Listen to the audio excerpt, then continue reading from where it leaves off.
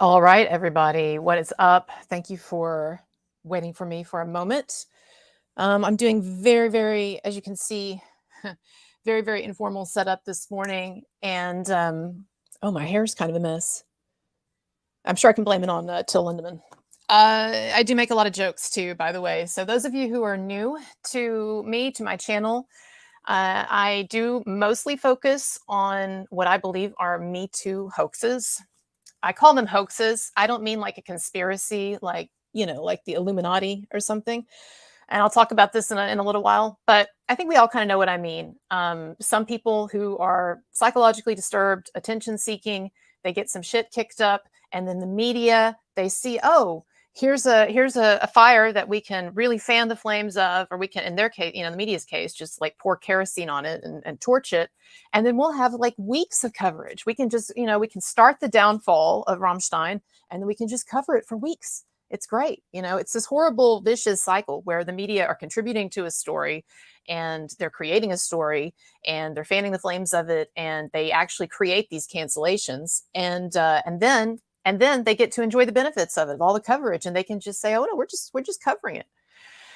So anyway, I do hope that Rammstein is not in the process of being canceled. I really hope so, and I really hope that people are sick of this shit. They are definitely in the process of someone trying to cancel them, of a lot of people trying to cancel them. But I hope it doesn't stick. And so I thought that I would do this live stream today. I know it is early for people in America. Is anybody in California watching right now? The Californians are all asleep. Let me know, by the way, too, if you can't hear me. I know this is a super amateur setup here. So if there are any issues, let me know, and I can try to dig up another mic. I'm normally not, for people who watch my show, normally you know this, I'm normally not in this room. But the last like 2 or 3 weeks, I've been exiled to this room because we're having air conditioning issues. And apparently we have like an air conditioner, as I said before, that's like a Rubik's Cube. Like there have been like 11 or 12 teams now that have been sent out here to try to fix this thing.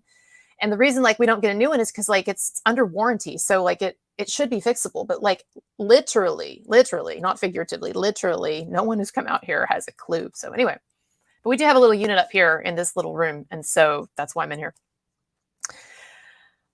So let's see. We've got so much here. Oh, there's a California person. Hello, Daniel. Well, thank you for joining us then. I appreciate it. Yeah, my hair is kind of a mess. Okay. There is really a lot to talk about, and I'm going to try to give a decent amount of attention at times to the live stream, to the live chat. And then also, as I said, in the second hour, if anybody would speak, it'd be great. I'd love to have some people call in. I'll just put the link here. You just call in like through clicking on the link. It's not like an actual phone call. But I'll put the link in a bit. I'll put the link down here, and then people can just enter the waiting room. And if anybody wants to talk, if you want to do audio and video, great. If you don't want us to see you, just do audio. That's fine. If you want to try to disguise your voice by speaking like this, you can do that too. Okay, but this is the plan. I wanted to talk about, like, in general, what I think has been going on this week. And I've talked about it some in my videos. And those of you who are not new to my stuff, then you're going to be kind of used to this because we've already seen this before. I know there's some timidity on the part of some Rammstein fans about linking up with Marilyn Manson or being associated with that. And let me just assure you that there are Marilyn Manson fans who equally don't want anything to do with your guy. And that's unfortunately, it's kind of like almost like a prisoner's dilemma sort of thing. I know it's not the exact analogy, but it's unfortunate that there are all of these guys, and no, not all men who are accused are innocent, but I'm just saying that in these celebrity cases, the rate of false accusations just goes way up because they're so much more incentivized. And so, if it was some guy down the street and I'm reading about 12 women accusing him of something, well, I'm still going to want to look at the accusations, which in Lindemann's case, when you actually look at them, it looks like they're BS. I couldn't say no to sex because he was Till Lindemann, but I realized after that it was some kind of an assault because of a power imbalance. That's ridiculous. You're not allowed to say that. I'm sorry. I mean, obviously you can say it, but it's ridiculous. But what I'm saying is, though, if it were some guy down the street, I would still want to look at the accusations, obviously. But I would say more, well, probably where there's smoke, there's fire. Because why do you have 12 women accusing this random guy of something? But when we're talking about these big media cases, especially right now where Me Too it's still so powerful. I know it's several years old now, and I know the Amber Heard thing put a bit of a dent in its armor in terms of waking some people up to the fact that not only do women lie, but they can construct these elaborate hoaxes. But still, it's still people are very much incentivized to come forward with stories, to either make up stories or to misinterpret or misremember things conveniently. Or, I mean, you know how human nature is, you all. Haven't you ever fudged a story before to get a little more of an impact, right? Or you're gossiping with somebody and you're telling them this and this, and then there's something that's a little bit maybe not right, or it's a little bit too big or out there, and you kind of let it slip, and you're like, oh, why did I do that? Well, put video cameras on someone, put the internet on someone, and that kind of incentivization to go wild with one's claims and one's imagination, it just goes. And so, like this Shelby lady, well, I'll get to that in a moment, but I just want to say though that like with the Manson stuff, I'm not going to try in these first couple of hours to convince anyone of anything about Manson, and I want to stay with the Till and the Rammstein stuff, but I just hope that those of you who are Rammstein fans and you are seeing how quickly this shit can snowball, and people coming out of the woodwork and claiming, oh no, this happened, I'm traumatized, and the media piling on, and suddenly they're using words like coercion, and they're describing full-grown women as underage, in the manner of which they're speaking about them. You see how this kind of insanity takes root fast, and the truth is just smothered.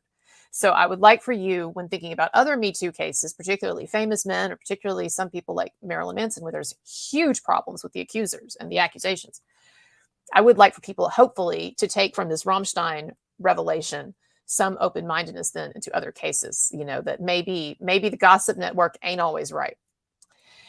And maybe the media is not always right. And maybe, frankly, psychologically disturbed women are not always right. So that's all I'm going to say about that for the moment.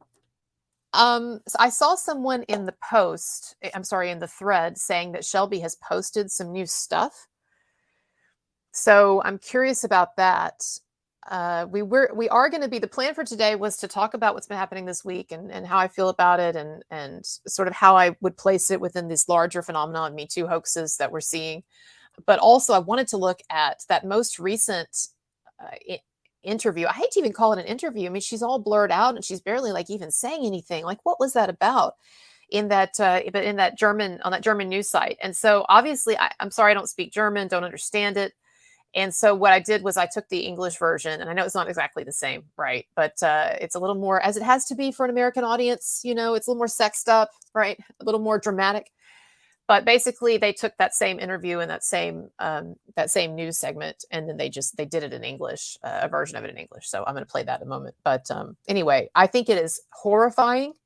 I watched it last night. I had not seen this German news program, or rather the English interpretation of it, but I had not seen this all day. I had been hearing from some people that there was this woman who had gone on anonymously, blurred out, but she had gone on TV, on German TV, and was accusing Till of sort of nebulous things.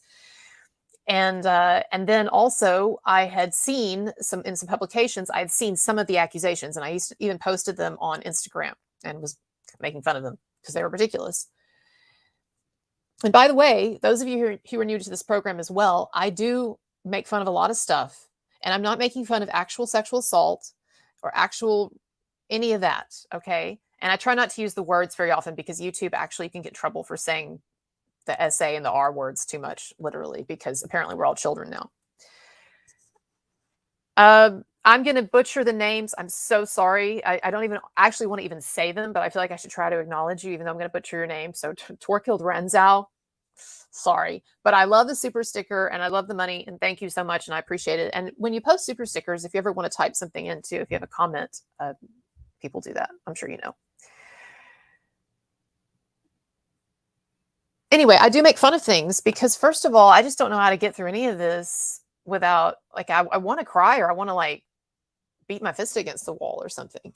And I think people think sometimes that I don't actually care about this stuff, because sometimes I have this sort of attitude of like, well, I can play it either way it goes. And, I'm trying to get views on this YouTube channel and stuff like that. And yeah, like the selfish motivations are definitely most of it. I mean, honestly, like I'm not like trying to defend Rammstein out of the goodness of my heart. It's just not, I'm not going to lie to you. But on the other hand, I still do hate this stuff. Like there is another motivation in there, which is that I hate with these people, these lunatics and these activists and the media. I hate what they're doing to our society. And it seems to me that they want to take all of our interesting rock stars. And I understand that, yeah, there's still a lot of rock stars left, but they've got to be quaking in their boots right now. Do you think that Till Lindemann is the only one who is vulnerable to this stuff? I would be shocked if like 90% of the men in the entertainment industry, and nowadays some of the women, aren't vulnerable to this. I mean, if I would be scared. If I'm Metallica, I'm scared. They just popped into my mind. But anybody, I'm scared. And that was the thing too with the Manson thing, is that a lot of us who knew the truth and looked into it and could see that was a hoax, we're trying to tell other people, and we're getting this response of like, no, Manson's just this weirdo. That wouldn't happen to our band, or, to this band that we like or whatever. Well, I hate to bring up cliches, and it is such a cliche, but there's that, you Germans will know it, right? That classic quote about first they came for, then they came for, and I didn't say anything because I wasn't those people. And then when they came for me, there was no one left to say anything. And I do feel like, even though that's a cliche, I do feel like there is an element of that here. So, sorry, I was just reading something there. So anyway, I wanted to talk a bit about what happened this week. I wanted to look at that. I thought it was horrifying, that horrifying news segment. And it wasn't just horrifying because, because the actual allegations to me seem so flimsy, and there seems to be such an effort to take these really flimsy allegations and kind of like now mold them into something that they can use to get Till. And when I say they, I'm talking about like the media and the activists and all that. I'm not talking about an actual like conspiracy.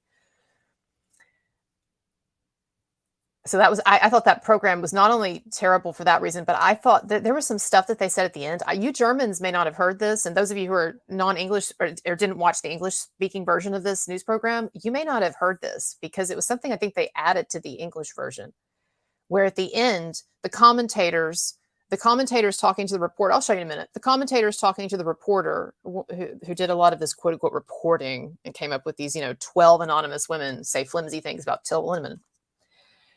But at the end, they have a conversation, and it's ominous, because the last thing that this reporter says is that she literally says, this is just the tip of the iceberg, and I would expect that now many more rock bands will be under this kind of scrutiny. Oh, great. So how many more are going to get shut down? We can't have pretty women on the front row ever again. It's just crazy. It's crazy. So anyway, we'll get to that. But I hear that, oh, thank you. I'm glad that you liked that. I'm going to show a little bit from my videos too, maybe here and there. But I did say in one of the videos that men have to start fighting. And I'm not talking about like Rammstein specifically, although they do need to. And if I were giving them any sort of layperson's advice, I would say do not concede a thing until you are absolutely forced to. Now, I understand there might be a situation where I don't know how these things work, but whoever is actually allowing your band to play there, like the event coordinator or the venue or whatever, insurers. I understand that there are bureaucratic forces that come into play, and that eventually someone will say, you cannot have a concert unless you shut down Rosie. Or you cannot have a concert. You are canceled. You're done with this tour if you don't shut down Rosie and shut down these parties. I understand that there are bureaucratic forces that come into play. There are suits that come into play. There are people who are scared who come into play. And so I'm not saying that, they just have to like go down with the ship and say, well, screw you then, just cancel us. Although wouldn't that be an interesting attitude? Talk about ballsy there. But I'm saying, like, don't give up anything until you absolutely have to, and don't concede anything, and don't give any of these sort of like half-hearted attempts to sort of straddle the line. And, well, I sort of apologize because, we created it. It might be true that we created an environment in which some fans don't feel safe. Don't ever say that shit. Just say we didn't do anything wrong and fuck you, basically. Anything that we change, we're going to have to be forced to change it. Because I don't give them anything. That's what I would say. Don't give these people anything that you don't have to, that you don't absolutely have to, and fight them every step of the way. Every step of the way. I saw someone posting, or someone was talking about how there was a major feminist figure, and I know nothing about German politics or German, really anything. I'm sorry. I mean, my knowledge, unfortunately, kind of stops at after World War II. Well, yeah, after World War II. I did watch a really awesome movie about the Baader-Meinhof complex, the Red Army faction, that terrorist group or whatever, in the 70s. That was really interesting. Talk about some zealots there. Anyways, I digress.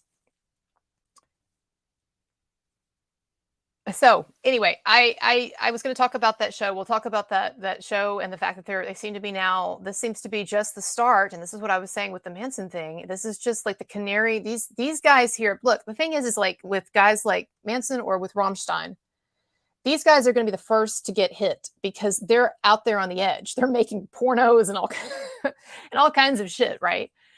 And they're out, and their art is dark.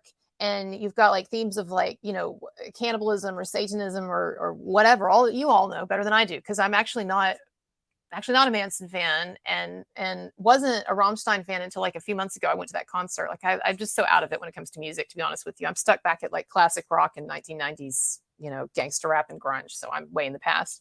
But anyway, my point is, what was my point?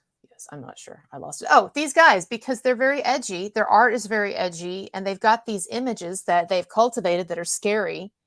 They are the first to get hit because they're the easiest marks. And so if you're going after it's not hard to convince people that there's something wrong with Till Lindemann. I'm not saying there is, but it's not hard. How many of you have been on Reddit boards or comment boards, and you've been trying to make a case perhaps for why we need to show some restraint here and why he may not be guilty or whatever? And people say, you just look at the guy. Just look at him. I'm sorry, I use this baby talk for stupidity. Just look at him. I hate that stuff. Or look at his porno. Well, porno is not real life. I understand they are really having sex, but it's not like that's not like nobody still mistakes porn for like, this is what's really going on. So my question, I've only seen a little of the porno.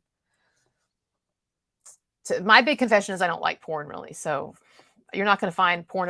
I have a friend who comes on my shows sometimes, and he's a porn star. And I really find it interesting from an anthropological perspective. Like I want to know all about like what's going on behind the scenes and like, how do they get those things in those girls' asses and stuff. But like in terms of like watching it, that doesn't do it for me. And I'm not saying I'm a prude. I'm just saying that's just not my thing.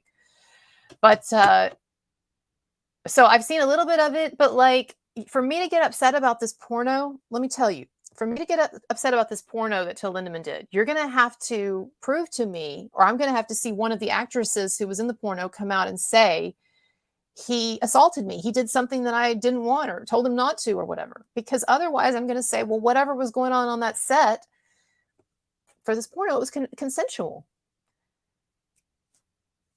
So, I'm not saying I have to approve of it. Or, there's lots of things I don't approve of. But this is this kind of ridiculous moralizing that we're getting into now with these puritanical people, where they think that they can make that. It's very much like churchy people, except the churchy people aren't into this. It's very weird. The Puritanism has moved out into the secular world. And that's what some of this Me Too stuff is. I'm not saying all of it. I'm not talking about Weinstein or Danny Masterson or some of the other people who I think were guilty.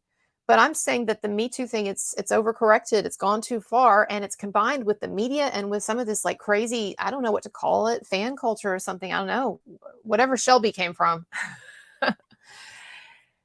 Just kind of all gets wrapped up, and then you get this like Frankenstein's monster of whatever this is. These cancellations begin. But these guys get hit first because they're at the forefront of like the edginess. So they're the easiest targets, easiest to convince people that they're bad guys. And the media loves a scary face. The media love a scary face. But make no mistake, it's not going to stop there. It's going to keep encroaching. And this lady flat out said it. This reporter who's been quote unquote investigating Till and Rammstein said it's just the tip of the iceberg. And you can see she's like, I hate to say it, she's like getting all wet over it. I'm like, lady, please spare us. My God. Someone says they are not puritanical, they are male hostile. Yeah. I mean, I won't argue with that. Won't argue with that. Okay, so let's talk about, someone tell me in the chat, who knows, okay, what is Shelby doing now? Or should I go to her, is it her Twitter or her Instagram to see what she's saying? Oh, let's see, let me find Shelby. Let's talk about, for a minute while I'm finding Shelby stuff, let's talk about how much her Instagram and Twitter pages have grown since she went on this rampage of insanity. She's got more followers than I have. That just breaks my heart, I have to say, because I've been working on it for a while. She has twice as many Instagram followers as I have. And she doesn't have as many Twitter followers, but that was because Twitter was really big with the Johnny Depp thing. So when I was covering Johnny Depp, I got a bunch of followers for that, but she's bigger than me on Instagram. But the point is, she went from like nothing, nobody, to like now thousands of followers. And she's got major journalists from Der Spiegel covering her and all. I mean, following her.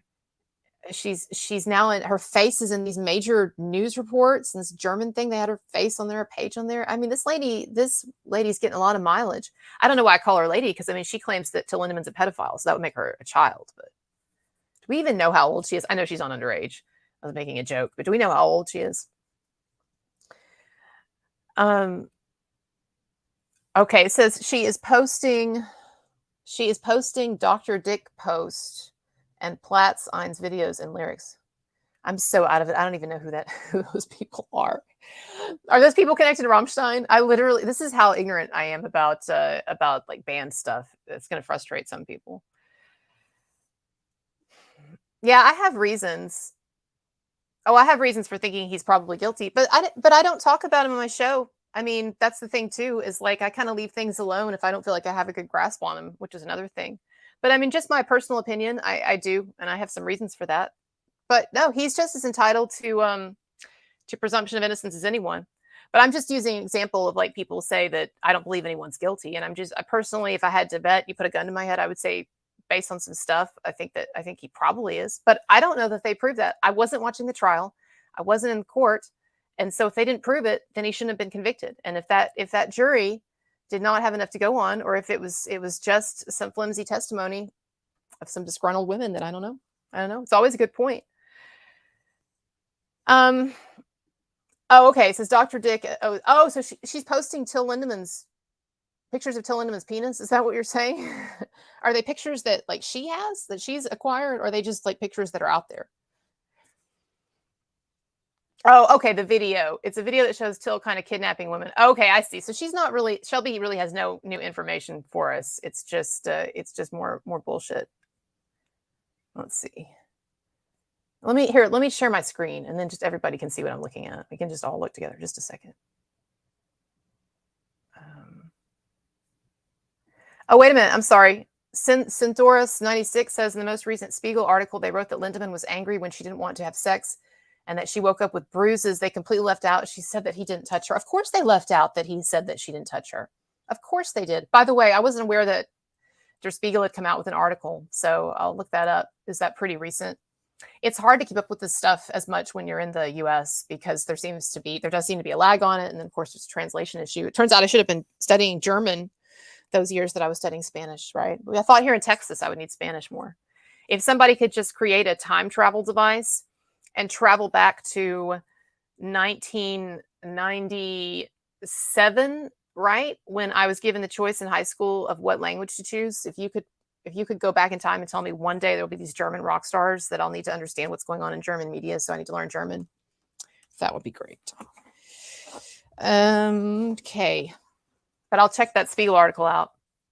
But of course they didn't. You have to understand, and I know a lot of you already know this intuitively, but you have to understand that media, and I know there are some exceptions and so forth, but media are not, if they ever were, and I think maybe at one time they were more inclined to it, but they're not They're not into the truth. They're not into getting to the bottom of the truth. Now they think that they are. They've got this kind of like Freudian sort of double consciousness going on. It's not like that. Most people in the media don't, I think, really know what they're doing.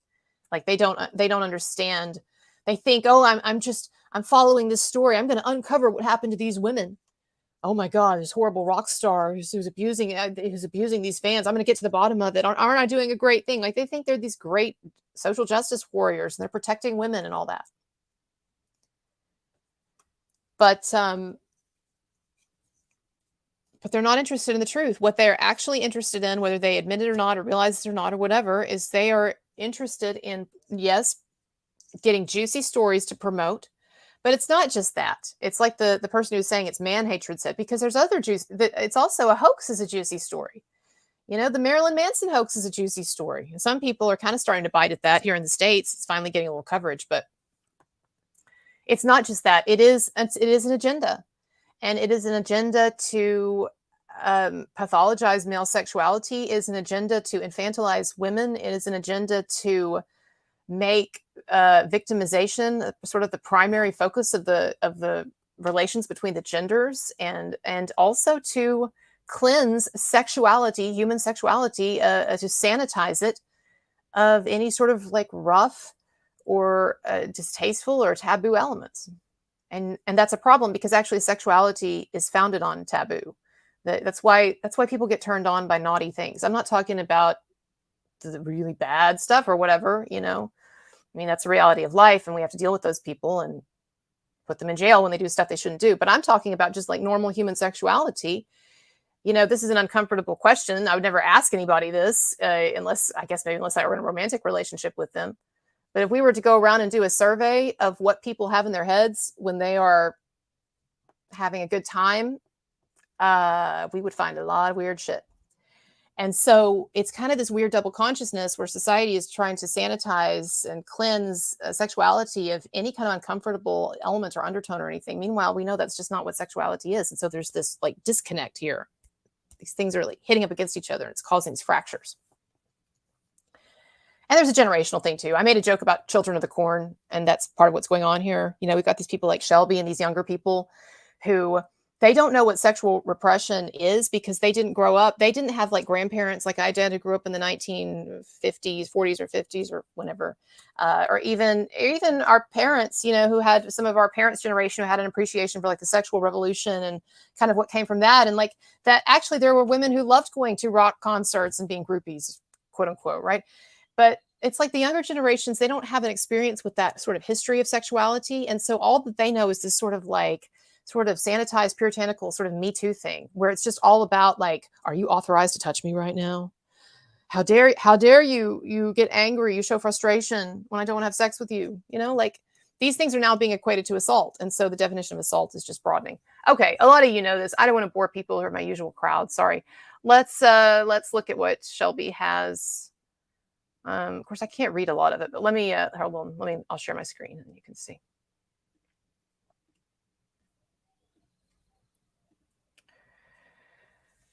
Okay, yes. So we've got Shelby's screen stories here.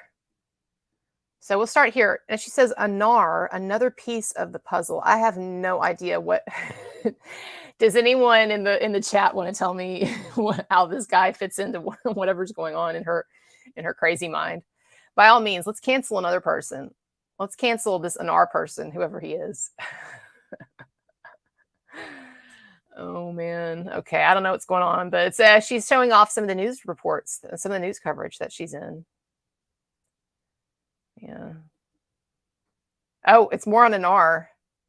More info on Anar Ryband, who's within this circle and also very dangerous. Oh, it's Till's manager. Oh, so I just want to welcome Till's manager, everyone. I wish we had an applause sound. I need to get that.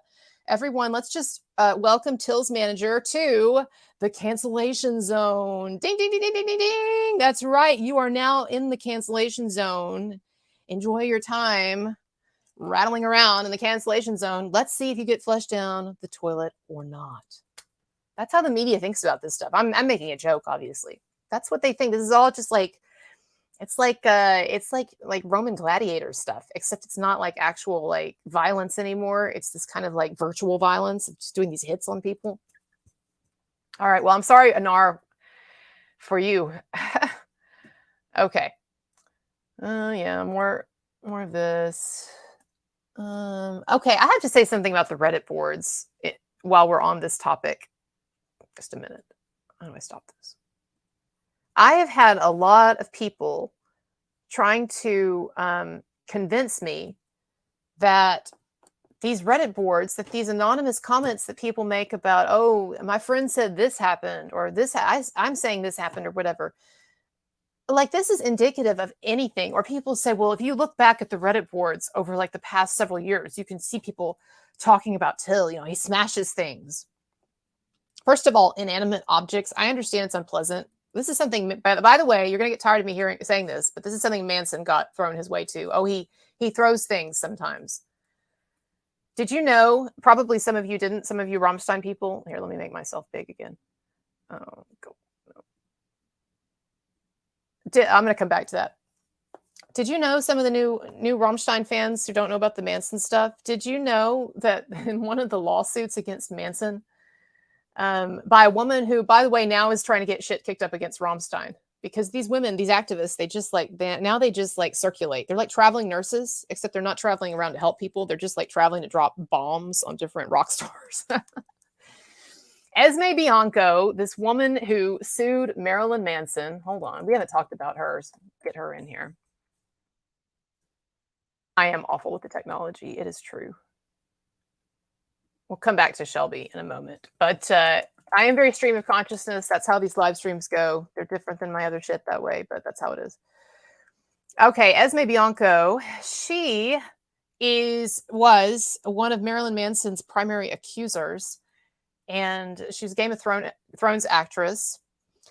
And I bring this up because she has now jumped into the Rammstein thing. When Shelby posted her original stuff about Rammstein, Esme Bianco, and you can look this up, I'm not going to find it right now, but Esme Bianco posted beneath, oh, please DM me. DM me if you can, as soon as possible, or something like that. Please check your DMs. And then I noticed that Esme Bianco unfollowed Till Lindemann. So Esme Bianco used to be, I hear, a Rammstein fanatic. Like I'm not saying she knew them. I don't know, but she loved Rammstein. But she unfollowed Till, and now she's talking to his accuser. And this woman, I'm going to tell you, this woman is a snake. She got a lot of shit. She helped Evan Rachel Wood get a lot of shit started up against Manson. And anyway, the point is, in her lawsuit against Manson, one of her big claims is that Manson got frustrated while they were filming a movie, like a legit movie. He was trying to film a music video, kind of guerrilla style. And she said that he got frustrated and he threw the flip phone, not at her. He didn't throw it at her. He just like threw it. And she said it was traumatizing. It's the same playbook. I'm just telling you. Oh, anyway. Nikita Ivanovna, Justice for Rammstein, hi from Chile. Thank you so much. I'm terrible with currencies. So, anything in the thousands looks like a lot, but I don't know what inflation is over there in Chile. It's not Venezuela, right? So, and to anybody who's in Venezuela, my sympathy. I hope things are getting a little better. I hear maybe they are. I don't know. But thank you so much for that, seriously. And I used to love the TV show La Femme Nikita in the 90s. So I still have like an email address, Nikita something. People think it's a Russian thing, but I'm like, no, it's the TV show. It was a movie first, but the TV show La Femme Nikita. Okay. So let's go back now to Shelby. I just wanted to say that about Esme though, because the thing about like throwing things about Till the Reddit. Okay, so the Reddit comments about, hold on. So these Reddit comments about Till Lindemann, people claiming, oh, he threw this, or I heard from a friend he did this, or I was at this concert and this happened.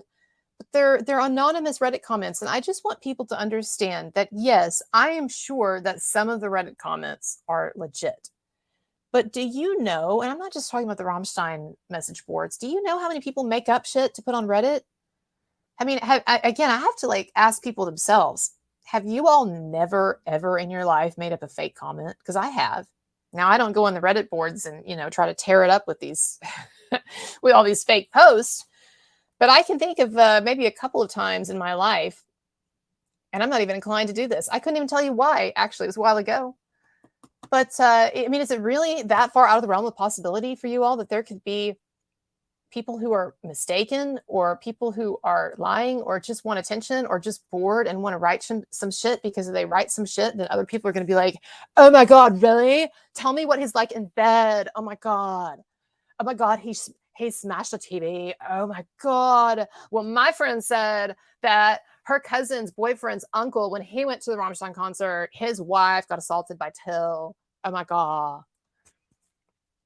So I just can't take Reddit seriously. That's just not, that is like, I can't even take it seriously when these people go on actual national news. I can't take this chick seriously who's on German TV, all like blurred out and trying her hardest not to actually accuse Till Lindemann of actually raping her, but kind of sort of alluding to that so she can. I mean, I don't know what the original German was like. I wish, again, I spoke German, but the English translation that I saw, and also the way that I saw some of that being reported in the written news, was like, come on, ladies, are you serious? I mean, there was the one, like I said earlier, there was the one who said that she had uncomfortable or painful sex with him. And somebody asked what that meant. I don't know. In my mind, that's just code for anal sex, but that's also because I'm just going to tell y'all. So that's the first thing. When someone says painful sex, I'm like, ding, ding, ding. That sounds like, to me, I would not be a good porn actress. I can't even watch that stuff. As soon as anything starts to like get near the, like, I'm out. I'm sorry. I guess I'm a prude. I can't date Till Lindemann, that's for sure. But anyway, my point is, she was like saying how I was having painful sex, but I didn't say anything. And I realized later there was a power imbalance. It's like, what does that even mean? That's why you were having sex with him in the first place, was the power imbalance. Like, you wanted that.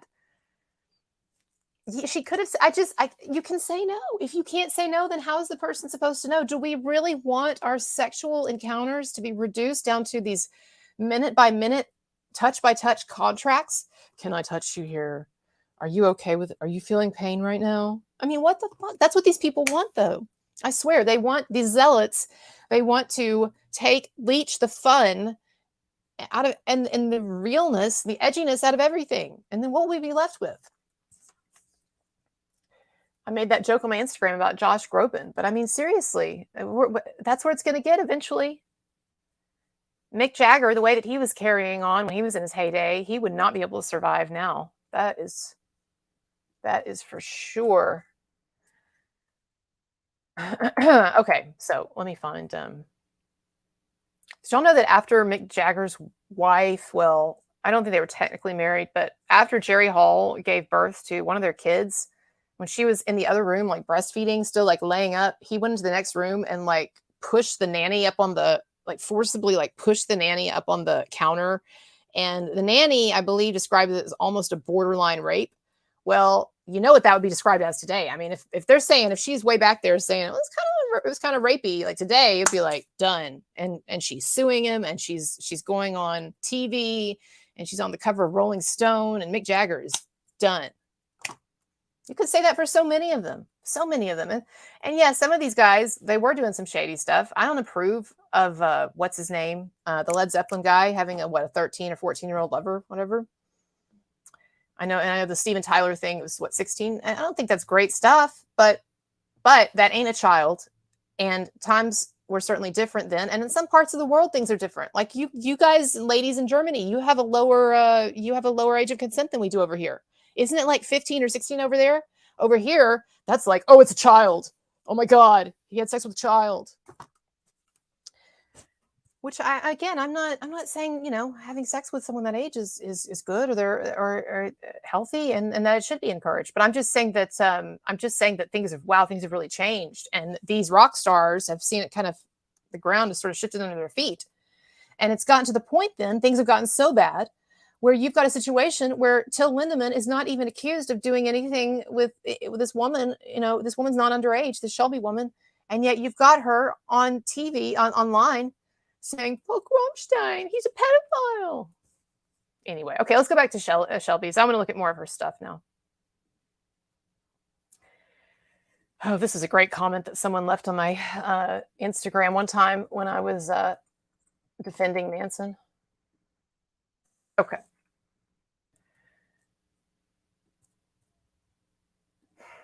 Oh, and this publisher, can I just say, while we're on the subject of this publisher, I don't know who these ridiculous douchebags are, but like they make it sound like this was Till's publisher. Correct me if I'm wrong, but from what I'm getting from reading this stuff and reading the translation, this is not this was not Till's publisher here. This was the publisher of a book that was used, as I understand it, in Till's porno. So like there's a scene where he's like reading a book. Am I misunderstanding? Was this actually someone who had published like something of Till's, like his autobiography or something? I don't know. But the point is, I don't see where this publisher needs to insert themselves into this controversy. Their big gripe with Till Lindemann is that at one point in this porno, he holds up their book, or he features their book, or he's reading the book, that some book that this publisher put out, and they just can't stand that. They just can't abide by that. Oh, it's his poems. Oh, okay. So he is being dropped. So they're not going to publish his poems anymore. Okay, well, that's good to know, because I was like, it doesn't even make any sense. Like, what are they talking about? I wanted to look at their statement,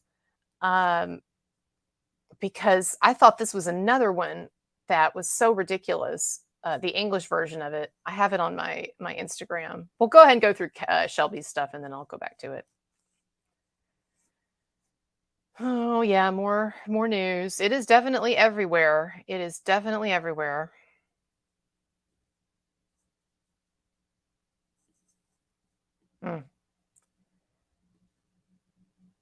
This is the one that really upset me right there. I'll go to it in a minute.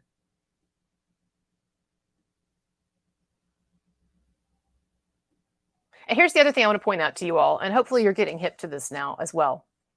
Sorry, I know you can't see that very well. Just a second.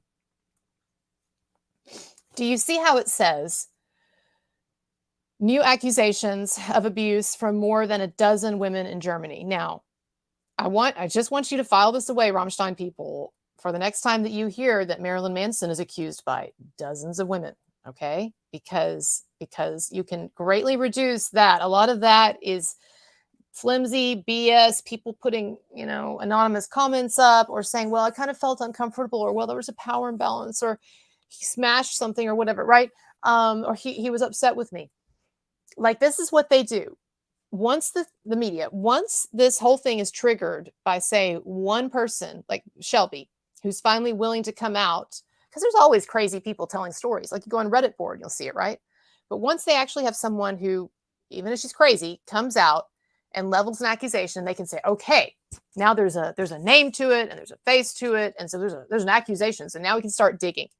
And what happens is, the digging part, they're not really very careful with like how targeted it is, or how bad something really is, or is this person really credible, or is what they're accusing him of really some assault or whatever, or is it just some kind of like power coercion thing or whatever. They start using these words that can just sort of suck everything in.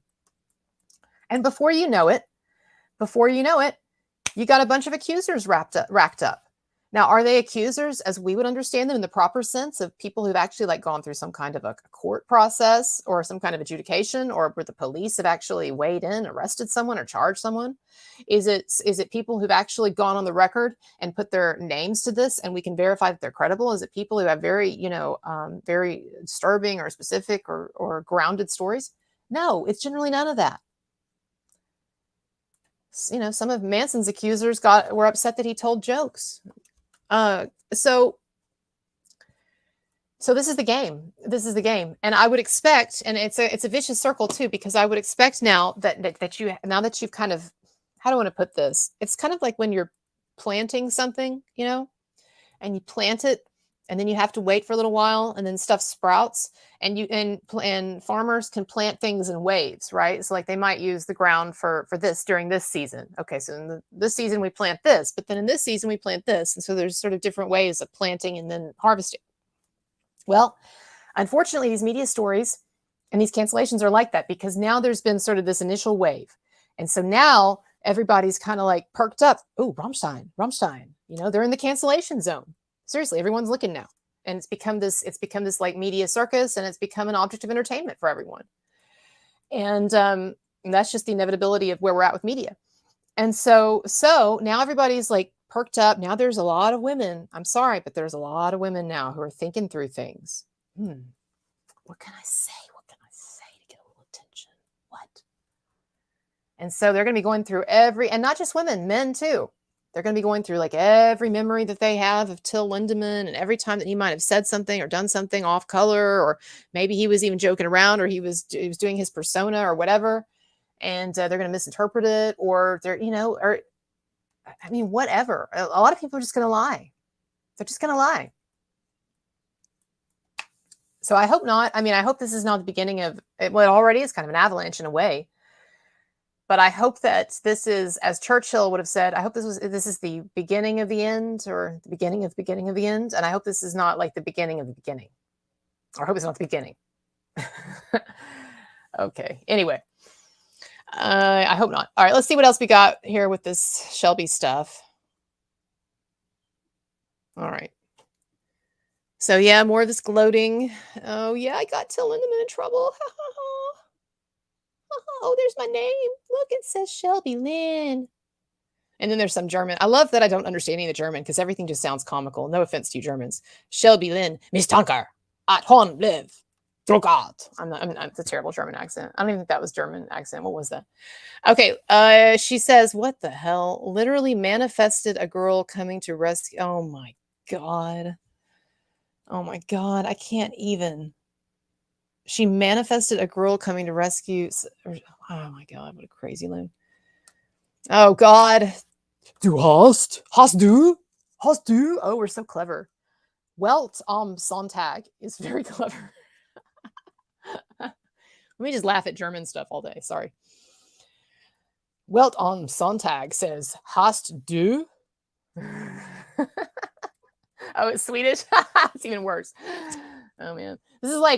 This is like the Rammstein live stream by a dumb American, basically. I'll just reinforce everything people hate about Americans in this one podcast.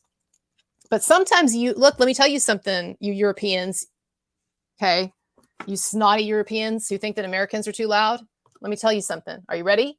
Sometimes you need a loud motherfucker to do what I'm doing right now, all right? I want to see some polite European get on here and start banging around. Okay. No, there have been a lot of people really loud, or a lot of really loud people online for Till. And for Rammstein, I think it's amazing. All right, let's go back to this craziness.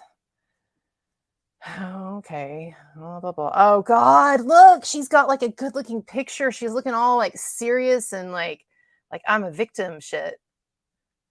Oh my God, what is this publication? People have lost their minds. Oh my God.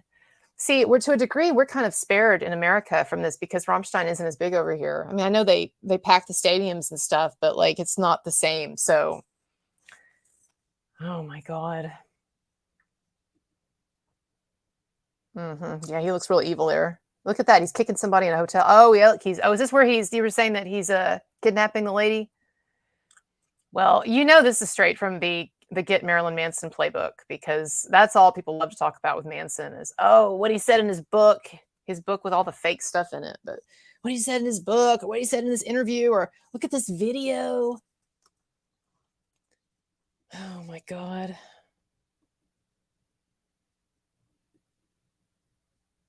What is this? Trigger warning. What? I don't even understand. Is that something Till did? Oh, okay. So now, we're digging up Till's art. Oh my God. Oh, Dr. Dick. Oh, there's that Dr. Dick like sit that you're sits. Wait. I'm gonna do it. I have to be able to do it. Just a second. Dr. Dick like sits. That is a great tongue twister. Dr. Dick like sit sick. Dr. Dick like sit sick. Oh, that's a great. I'm going to remember that tongue twister. I need to start saying that every day just to get better at my enunciation. Yes. No, I assume all this is a joke. I assume none of this is serious. Yes, that's right. I get it. It's Till Lindemann. It's their art. It's dark. That's why people like it until now. And now it's going to be used against them. And it's going to be used against them, Rammstein fans. It's just going to again and again. You're going to get sick of it. You're going to get so sick of it. You're so sick of all this. Okay. Oh my God. I'm just so tired of, yeah. So you can see that you can see the playbook here. They're going to take every seemingly distasteful thing that he's done in the name of art or provocation or being an entertainer and whatever, and they're going to throw it up there. Ridiculous. Meanwhile, this is not getting the play that it should. I don't want to take too much credit, but she did come out with this after my first video ridiculing her. And I just want to say that I noticed that until today, Shelby seems to have been sort of perked up by all the media coverage. She seems to be kind of perked up by all the media coverage that she's getting now. But I noticed that after I'd put out those couple of videos, particularly that interview with that woman debunking her story and making her look like an idiot, I noticed that Shelby seemed pretty quiet, actually, pretty subdued, wasn't posting a lot. And someone even asked her, sorry, I got lip liner here. Somebody even asked her, not posting much, huh? You seem subdued. And she had some kind of an answer. I can't remember what it was, but I do think probably up until now that she's getting this resurge, of media coverage, I do think probably some of us knocked the wind out of her sails a little, not only me, but people who are online ridiculing her. Because it's all fun and games at first. When a person first comes out with these allegations and comes out with this shit, it's all fun and games. It's like, oh, here I am, give me sympathy. And they're getting all these new followers and everybody's joining in and they're getting all this acclaim and everybody's hanging on their every word. And even these ridiculous videos that they do where they're shaking up the alcohol to try to prove something, like it's the Manhattan Project. It's great at first, but then people start to wise up to your bullshit and people start to get pissed that you're trying to take out one of their favorite artists, one of their favorite rock stars. And so, then the tables turn, things are not quite so fun anymore. But of course, unfortunately, in a normal scenario, in a sane world, this all should have died out. She should have gotten like a couple of days of her 15 minutes of fame. You might have a few other women sort of trying to join in online or anonymously or not or whatever, but it would have died out. But what's happened now is that the media love this story so much because it fits in with so many of their prejudices and preconceptions and their agenda.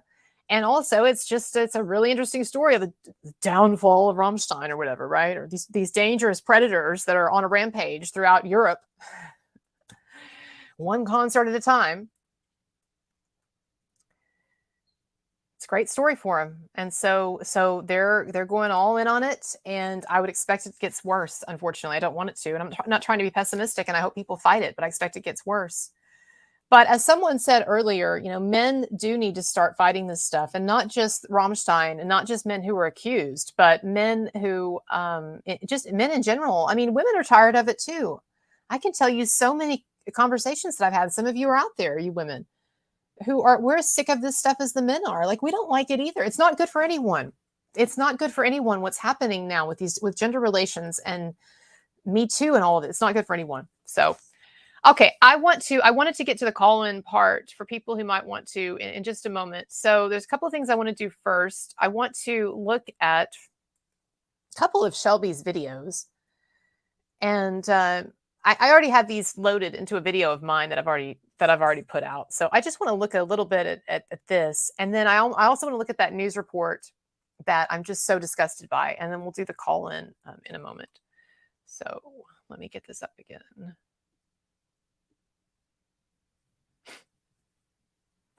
Till did not touch me. He accepted. Well, then what are we talking about? Oh my God.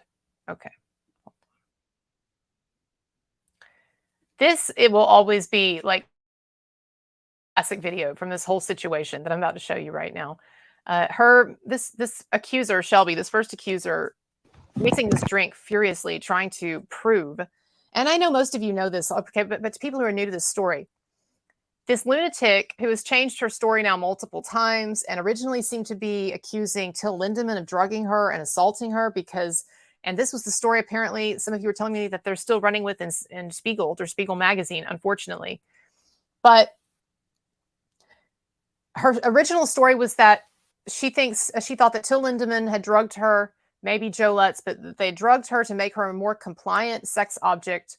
And then she had gotten a bruise. She had lost her consciousness at some point in the night and then had gotten a huge bruise. And so the implication was that Till drugged her and then assaulted her. And that's how she got that bruise.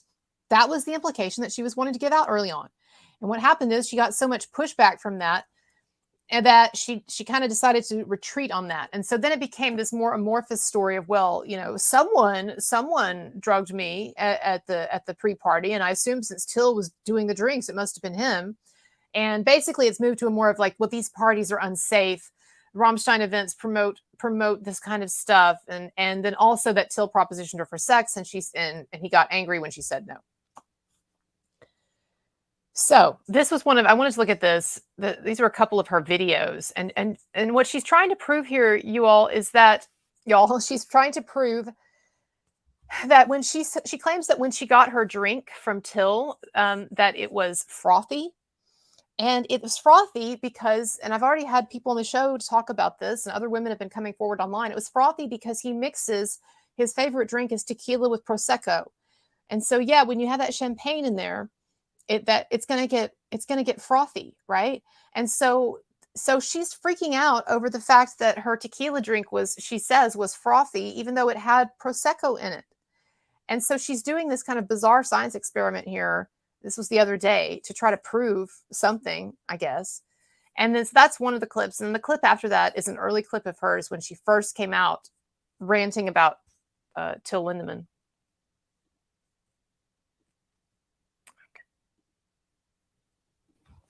I'm in shock. I'm actually in shock. Brand new bottle of tequila. Just opened it. I have a video of me opening it. It doesn't foam. It doesn't foam. Only whenever that GHB drug is in there mixed with drugs or alcohol, it foams.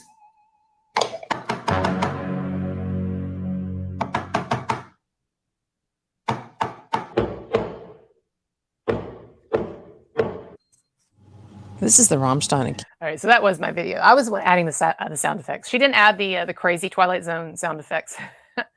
Okay, and then this is her. Like sort of right after the next day or something after the concert, when she was really coming out with her allegations before she sort of backtracked some of them. And this is what she was saying. This is after Rammstein. Do not meet your idols.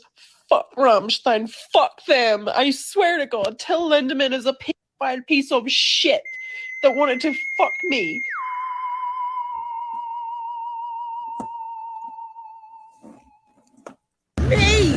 He wanted to have sex with me, and I said, no, sex is very special for me. No. Oh my God, Till Lindemann wanted to have sex with me? What? She has so. And of course, all of that video from the concert and different points in the concert, like before and during, and it got dark, and she does not seem like, she seems, obnoxious and intoxicated perhaps, but she doesn't seem like out of it on GHB. And of course, a number of people have come forward saying the same thing. Ridiculous. Okay, so I want to look at, before we see if anybody wants to come on and talk, and it doesn't just have to be people who are in row Z or whatever. Anybody wants to come on and just talk about your thoughts, you can. But I want to look at this. I don't know if they're going to zap me for copyright infringement, because I'm going to take the chance, because I want us all to watch this and see how ridiculous it is. But it is possible that I could get zapped for this, in which case they would shut off the stream. So if the stream gets shut off, what you want to do is you want to wait for a little while, because sometimes after like 30 seconds, it'll come back on. I had this happen once. I was playing something that was copyright. It was copyright infringement, so they blocked it. But then when I took it off, it came back on. So if it gets shut down, wait for a little while. If I don't come back on, then I'll set up a new stream. And so what you'll want to do is you'll want to just stay on my YouTube channel or on my socials or whatever, and I'll post a new link if that happens, because it could happen. But I want to watch this and then I want to talk about it. So I'm actually going to run to the bathroom, take a little break for 5 minutes while I put this on. But if you haven't seen it, try to make yourself watch it, because it is really ridiculous. And I want to talk about some things that I really hate about it. Okay. All right.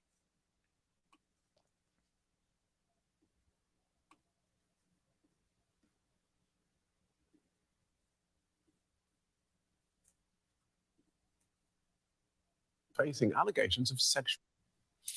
Now, here in Germany, the lead singer of the popular rock band Rammstein is facing allegations of sexual misconduct. Several women have told reporters they were systematically recruited for encounters with Till Lindemann at the band's concerts.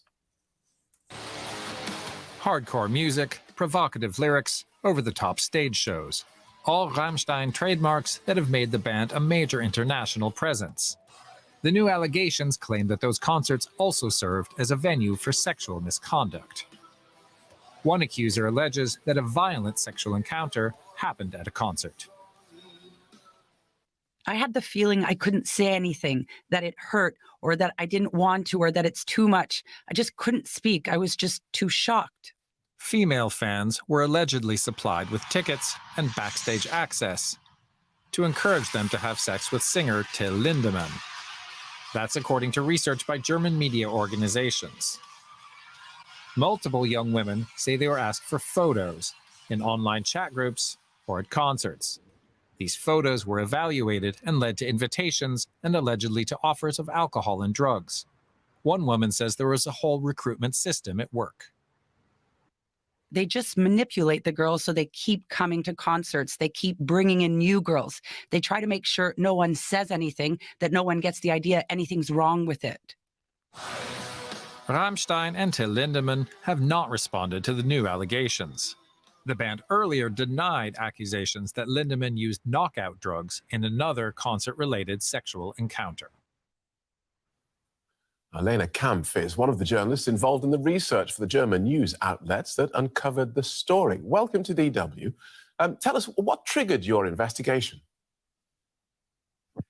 So we started digging into these accusations after a fan named Shelby L reported on social media last weekend that what she claims to have happened to her last week at a Rammstein concert in Vilnius, Lithuania. She voiced her suspicion that she may have been giving alcohol with the drug at a party before the show, and that she had been specifically chosen for a meetup with the musician, and that the singer had offered her alcohol and assumed that she wanted to have sex with him during a concert break, which she refused, and she claims that then the singer became very aggressive.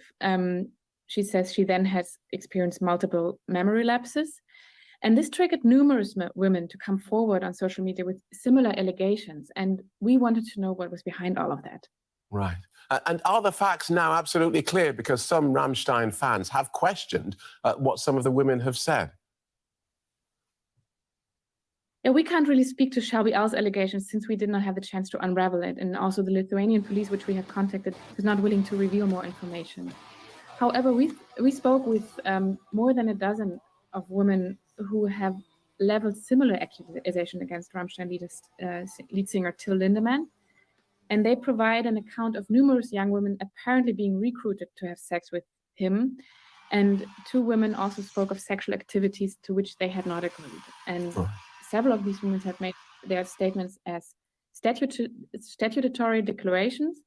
And in addition, we have reviewed screenshots from WhatsApp and Instagram chats, as well as other witness testimonies, which substantiate the women's claims. Right. So there's clearly what appears to be a criminal element there if you're looking at issues of coercion or consent, but also there's just a distasteful element there of people being recruited for sex. Is the allegation that these women who were recruited systematically, allegedly for sex, is there any hint there of coercion or lack of consent? Yes, that's what we believe. We believe that, or it comes apparent to us that, many women consented to these parties, and they also may have wanted to have sex with Till Lindemann, and this is fine. I mean, these are not, we are not interested in non-coercive sexual relationship. That's, it's private, that they're private business. But it becomes apparent to us that it's exactly like the way you say, that the system was designed to coerce these women into doing things that some of them were not prepared to do. Right. Rock and roll, of course, has this long history and image of excess, including groupies and sex, drugs and alcohol. Do you think that legend now needs to be reconsidered?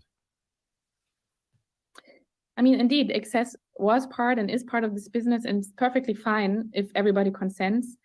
But I think it was about time that the Me Too movement reached the music industry, and I think what we're seeing now is just the beginning or the tip of the iceberg. Oh, great. Good talking to you. Thank you so much for Yeah, joining us. Lena great. Kampf from the Süddeutsche Zeitung.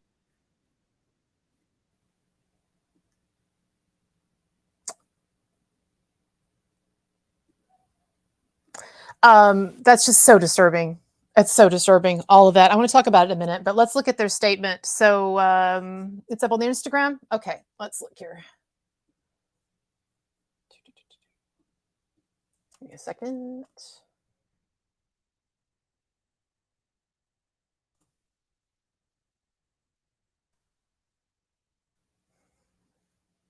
Okay.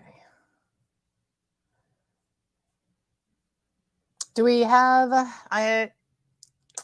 do we have an do you know if there's an English translation anywhere? I know one of you can translate it, obviously, but do we have an English translation yet? Anybody know?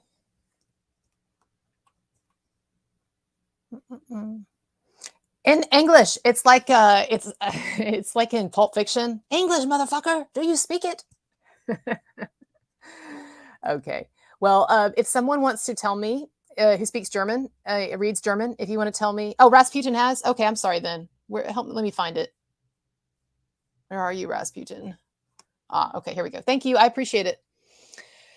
We condemn any kind of transgression and ask you do not engage in public prejudice of any kind against those who have made allegations. You have a right to your point of view. It looks like it says, oh, okay, and there's more. Okay, sorry, gotcha.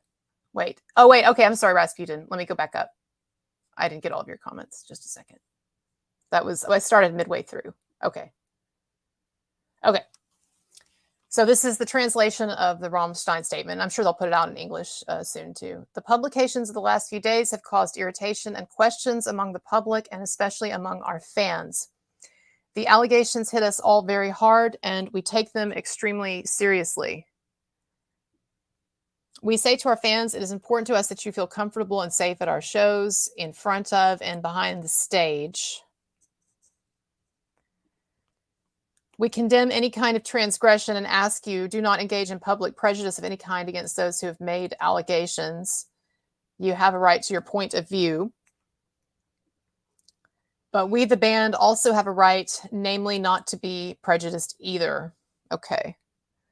All right. I think we get the idea from that. Of course, you know, no translation is absolutely perfect or whatever, but I think we get the point from that. Part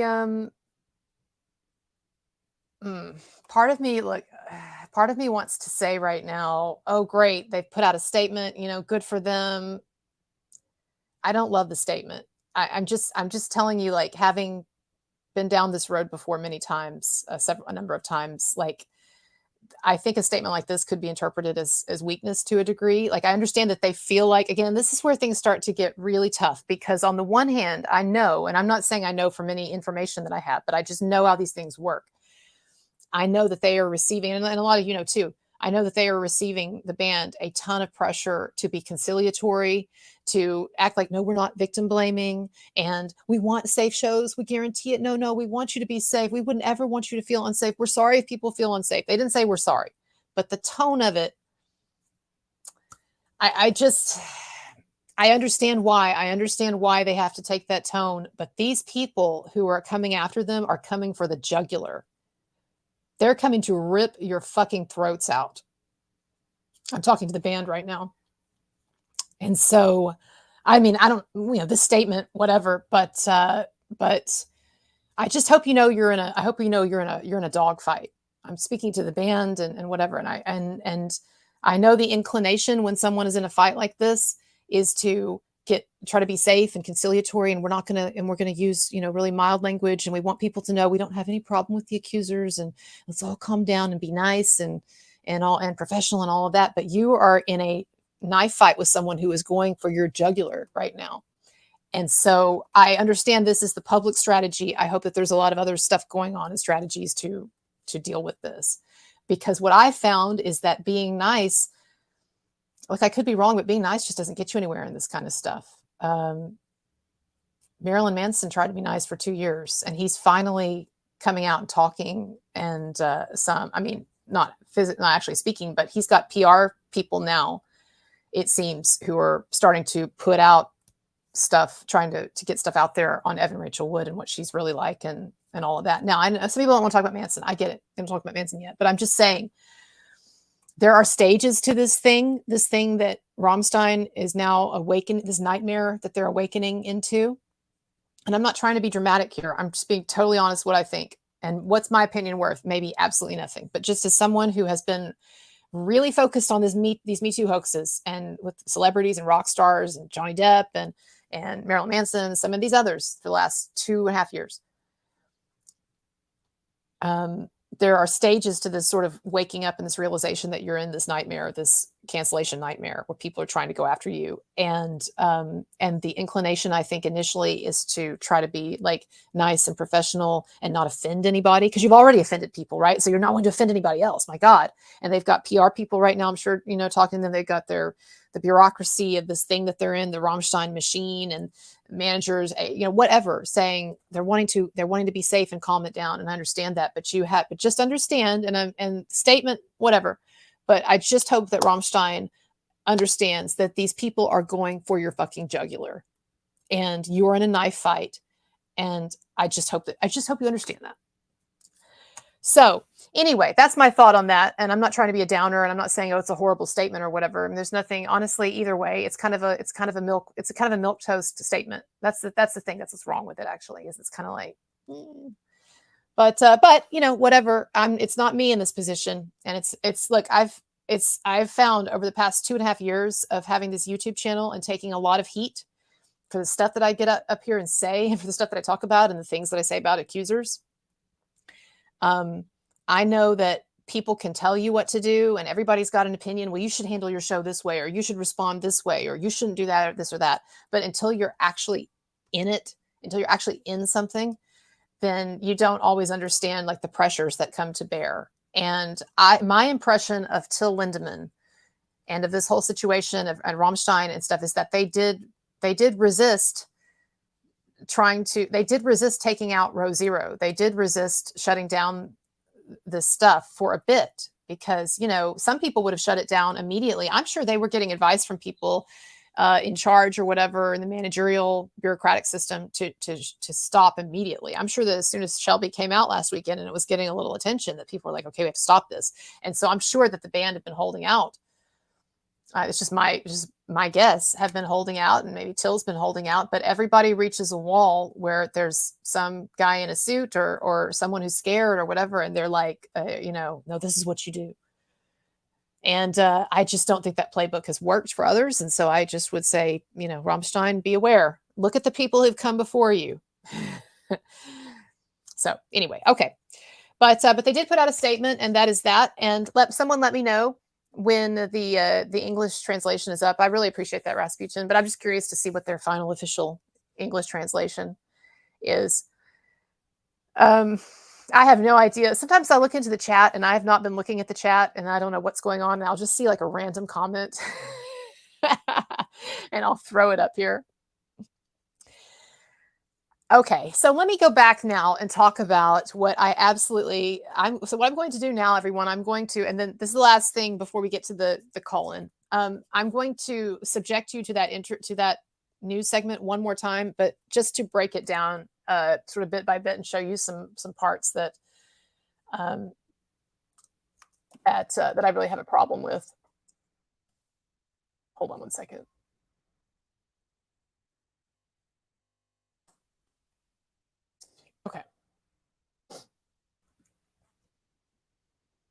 Okay, so I am going to play it again. Maybe not. I mean, maybe I'll go through, like, fast forward through some of it, but I am going to play it again just because here's something. Okay, let me explain. Actually, let me set this up before I move on. For those of you who don't know, for those of you who might be new to my show, and wondering, do you have any credentials? You know, people really like, so this is someone was talking to me about the other day. People really get hung up on credentials. I used to do videos. I don't do them anymore because I moved on from the Johnny Depp Amber Heard thing mostly. I did cover Johnny Depp at Cannes recently. I thought that was interesting. But I used to do these psychoanalytic analyses of Johnny Depp and Amber Heard. And I really love psychology, read a lot. I love the old school, like Freudian stuff. And so anyway, but I would have people frequently asking me in sort of a skeptical tone, well, what are your credentials for this? You know, are you a licensed, some people even ask me, am I a licensed therapist? And I'm like, no, I just find this stuff interesting. But when it comes to media, I actually do have credentials. So I do have a PhD in English and film studies. And I have written like academic stuff, you know, articles. I even have a book that nobody read, and you probably can't even find it now. It was a collection of essays on The Ring. Remember The Ring, the horror film, the girl on the TV and all of that? Well, there are a ton of Ring movies, and there were a bunch in Japan, and then there were some in America, and there was actually a whole book series, a manga series in Japan based on The Ring. Anyway, the point is I was really interested in The Ring and what it tells us about media anxiety, because it's all about society's fear of media technology, right? Like the girl's she's in the TV, she's in the tape, and then she comes to life. And it's about sort of this anxiety that we have about the way that reality is eroding to a sort of fictional media reality. And so anyway, you see that in the film. And that is the real anxiety at the root of The Ring, is the idea that the virtual world could become real and that the barriers between reality and virtuality would be erased. And that's what we're seeing right now with Me Too and with this kind of stuff, this phenomenon. I want to talk a little philosophy. Give me 5 minutes to talk some philosophy. I promise I won't bore you. I want 5 minutes to talk some philosophy. Then we're going to look at this video and talk about it a bit, and then we'll do the call-in. So there's a famous philosopher named Baudrillard. He was a French philosopher. He died several years ago. And he came to prominence in the 80s and particularly in the 90s. And he had a number of theories about media, but basically he was interested in the way that our more natural experience of life was being distorted, increasingly distorted by our exposure to various forms of media, whether we're talking about TV or radio. He started talking about this before the computer, but it definitely applies now in digital technology and iPhone, Facebook, and all that. And his theory was that originally people used to have an appreciation for communication as a way to transmit truth. In other words, people looked at writing as a symbolization of deeper truths, right? And so, yes, there is the word woman, but the symbol woman, the word woman, but then there's the real thing. And in the past, it was understood that the real thing was always preferred over the fake thing or over the symbol or over the word. In other words, there was this understanding that a real woman was more interesting or more complex or more important than the word or the symbol that we use to signify her, right? And so I'll give you an example of this. Like, for instance, if you go into a bathroom that's segregated by gender, then if you look, on the bathroom door, you're going to see a picture that's meant, at least in America, I don't know how it's in Germany, but a picture that's meant to signify a woman. And so typically it'll be someone with like longer hair and a dress so that oh, this is where the women go, right? Well, in many cases, the signifier of a woman, which is the picture of a woman that, on the bathroom stall, or maybe the word woman, in many cases, that does not encompass the true complexity or depth or nature of a real woman, because a lot of women may not have long hair or wear dresses, right? So this is my point. Traditionally speaking, it has been understood that words and symbols were not a substitute for reality, that there was always a deeper reality that was more complicated and that was more important than these inadequate symbols and words that we use to try to transmit that reality. Now, what Baudrillard theorized is that over time, with a greater and greater exposure to media, this relationship between the symbol and the deeper reality would begin to come apart. And what you would find increasingly is that society would be much less interested in the deeper truth or the deeper reality, and would be much more interested in the fake symbol, the inadequate symbol, the simulation, if you will. I'd rather watch porn than have sex. I'm not saying that me personally, but this is the idea. I'd rather watch porn than have sex. The simulation is better than the reality. Yes. And this is why in The Matrix, if you've ever seen The Matrix, the book by Baudrillard, Simulations and Simulacra, it's actually referenced in The Matrix. There's a book that Neo picks up in The Matrix, and it's Baudrillard. It says it, Simulations. It's Baudrillard's book. So what they're trying to tell you here is that this movie, The Matrix, is actually all about Baudrillard, which is about, if you've seen The Matrix, the divorce between reality, material, real world, and the simulation. And so what has happened now, let me just cut to the chase, is that we are living increasingly in a kind of a simulation. And I'm not talking about a simulation in like the Platonic sense of like God created this simulation for us all to live in. I'm talking about a media. We are all now living in a kind of increasing unreality that is generated by the media. And so it is no longer as important whether someone actually assaulted someone or what actually happened, or if Till Lindemann is actually a bad guy, or what it's actually like to be on Rosie, or any of that. It's not about that anymore. We don't care about the truth. We don't care about the signified. We only care about the signifier. We only care about the slogans and the Instagram post and the nice 5-minute DW television news programs and all of that. We only care about the simulation. And so what Baudrillard theorized would happen is that finally you would have such a detachment between reality and simulation, reality and media untruth, until finally reality would just kind of go away, and we would find ourselves eventually just awash in a sea of simulated bullshit, to where we would have no idea how to even figure out what the truth is or be able to recognize it. And that's what's happening with me too. It started off perhaps with noble intentions, I don't know, but it got some bad guys like Weinstein at the beginning who were supposed to, who really deserved it. And I understand that it caused Hollywood to rethink some of the shitty stuff that's going on in their industry and stuff. But it is run amok, and it has gotten out of control, and it has been abetted now and aided and encouraged by a media that have no interest in truth, that have no interest in that basic underlying reality. They're just interested in simulation, in just spewing out, vomiting out whatever cool and politically correct bullshit they can come up with. And that's exactly where we are.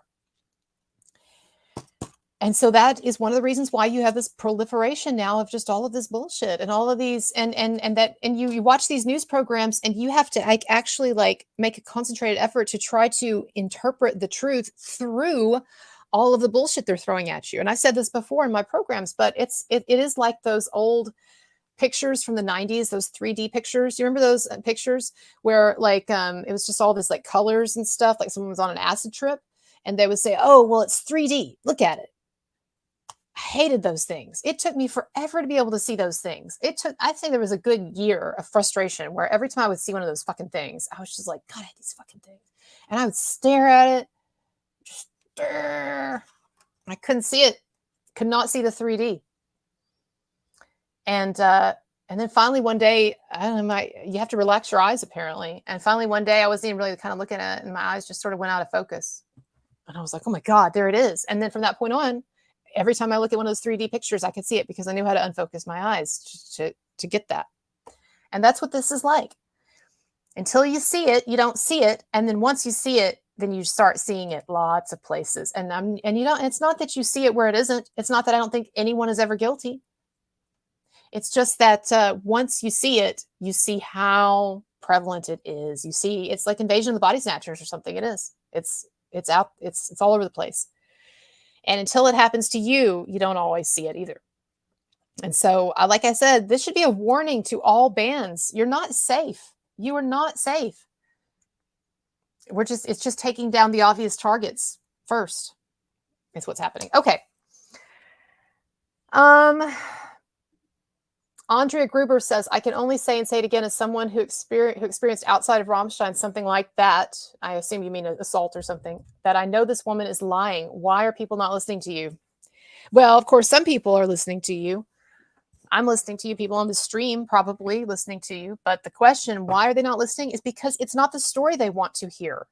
They don't want to hear. No, look, I understand that the fans want these guys to be innocent, and I believe that they are. But I understand the fans want these guys to be innocent. No, but then there's a lot of people that don't care because they don't know Rammstein. And then you've got this very committed group of activists, this mob that just want to take down another group of men who seem like they're not conforming to the narrative, or men who might be kind of edgy, or, ooh, that guy did a porno where he was acting out some aggressive sexual fantasies. I'm sure a lot of people don't like Till Lindemann just from the look of him. I'm not saying he's a bad looking guy. I just mean, all this scary stuff going on. So yeah, they don't want to hear your story. It's not that they can't hear it. It's that they don't want to hear it, and there's some kind of a mental block. A lot of people too, I don't know how it is in Germany. Some of you will have to tell me, but a lot of people here in America believe that it is wrong to admit that women lie, even sometimes about this stuff. We had a slogan, believe women, for a long time. And it was kind of an implied believe all women. Women don't lie. I've been told for years by all kinds of people, women don't lie. They don't lie about stuff like this. Well, they do. I was posting this on Instagram. The statistics, depending on which study you look at, it's somewhere between 1.5 and 89% of rape allegations are false. So good, with all kinds of numbers in between from different studies. So good luck trying to figure out how many allegations are false, but it's definitely not some tiny minuscule amount, I would say, especially not in these media cases. I think in these big media cases with these famous guys, I think a majority of them are trumped up. And like in Till Lindemann's case, they're trying so hard, but they can't find someone to say that he actually assaulted her. There was that one story that the woman tells about, depending on the translation that I see, about this kind of weird nebulous story about at one point I woke up and he was on top of me, but there's never any context. Look, you can be really drunk, you can be blacked out drunk, and the other person can think that you're fine, or you can be fine, and then you kind of we've all partied too much, you kind of go out of it and you come back and whatever. These are very complicated, amorphous situations. And I just do not believe that Till Lindemann, we don't have any evidence so far, and really no one other than this one woman indicating that Till Lindemann is out there having sex with unconscious women. And even her story, there's no context. It's like, according to the article I read, it said, according to her memories, at one point she woke up and found Lindemann on top of her, or she woke up again. I was like, what is that again? Does that mean that she was awake and consenting and then she kind of slipped out in her memory and then she was back? I mean, you guys, she won't go on TV without being shaded out. She tells this story that no matter which translation I see or hear, it sounds weird to me. It sounds like she's trying so hard to accuse him of something, but she really knows he didn't do anything. And so it's this kind of weird, nebulous story about something having to do with maybe I remember waking up, and it's just like, what? And then the other one is just flat out crazy. I was having painful sex, but I didn't want to tell him. And so that's his fault. Okay, let's watch this. Again, I'm not trying to subject you to annoyance, but I want to do this because, and this was my point with the media, with the Baudrillard thing. I want to deconstruct and break down this stuff, because if you just watch it without being critical of it and you just kind of take it in, it's so easy for them to build up this narrative. You have to actually watch media critically to see what they're really trying to do, or the assumptions that they're making. And it's something that a lot of people don't do. We just kind of take in media very, very sort of passively, right? But you have to be active with it, because they will try to put one over on you. Okay. Germany, the lead singer of the popular rock band Rammstein is facing allegations of sexual misconduct. Several women have told her happened at a concert. I had the feeling I couldn't say anything, that it hurt, or that I didn't want to, or that it's too much. I just couldn't speak. I was just too shocked. I don't know what any of that means. And I'm going to assume that some of that is an issue with the translation, but I have yet to read or hear from this woman anything that really is like a coherent story. She said, I had the feeling that. What does that mean? Of course, some of you who've been through this with the Marilyn Manson thing, Marilyn Manson had 4 different women claiming repressed memories in their 20s. 4 different women literally claiming in their lawsuits against him, which were all bullshit, literally claiming that, well, when they were in their 20s, they had these traumatic experiences with Marilyn Manson, and they completely psychologically blocked it, didn't remember any of it until years later when Evan Rachel Wood got this hoax trumped up, and got them into a documentary and on Rolling Stone magazine and People magazine and all of that. That's how, by the way, that's how Evan recruited a lot of these people. She got them all hooked up with media stuff. So like Rolling Stone articles, cover of People magazine, went on American international TV, all of that. Not to mention the lawsuits. Maybe Rammstein has that in their future. I hope not. My God. But anyway, so that's what I want to say about this. Ridiculous. Ridiculous. Keep going. Female fans were allegedly supplied with tickets and backstage access to encourage them to have sex with singer Till Lindemann. That's according to research by German media organizations. Okay. Multiple young women. Several things I don't like there. First of all, that's according to research by German media. Yeah. Well, German media, that's a lot of different media. What specifically? Whose research? Because I mean, I haven't seen good research. So who are you citing? But of course, they don't have to say that. They don't even want to do the work themselves. Do you know what they're actually saying there? They're saying like, we didn't want to do the work, and there's these different German people digging up shit and telling us what to think. And then it says that several women were given tickets and backstage passes. I thought that we called those people like groupies for the last like 30 years or whatever. Like what is this? They're trying to take things that are very normal and that everyone has always accepted as normal and now reframe it as basically human trafficking. I'm sorry, Rammstein, I hate to put this out there, but you better prepare yourselves. That's probably in your future at some point too. Allegations of trafficking. I'm sorry, but that's what's been going on in the States. I don't know, maybe if this stuff hasn't hit Germany yet and this is new, or have you, I'm curious, you Germans, and I guess maybe Europeans in general, but Germans, have you been having a lot of Me Too stuff, or is this kind of new for you? Because we've been having this shit going on for like years in the States now. But I know, I agree with you. Rebel Bird says, look, groupies are groupies because they want to, the band, they're not a bunch of naive innocent. I know.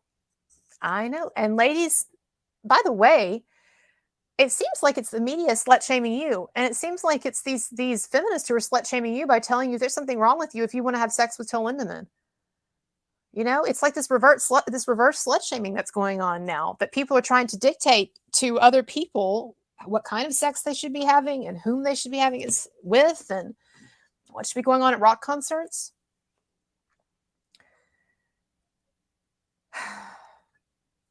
Somebody says they have had a lot. Okay, thanks. We've had a lot of Me Too stuff, yeah.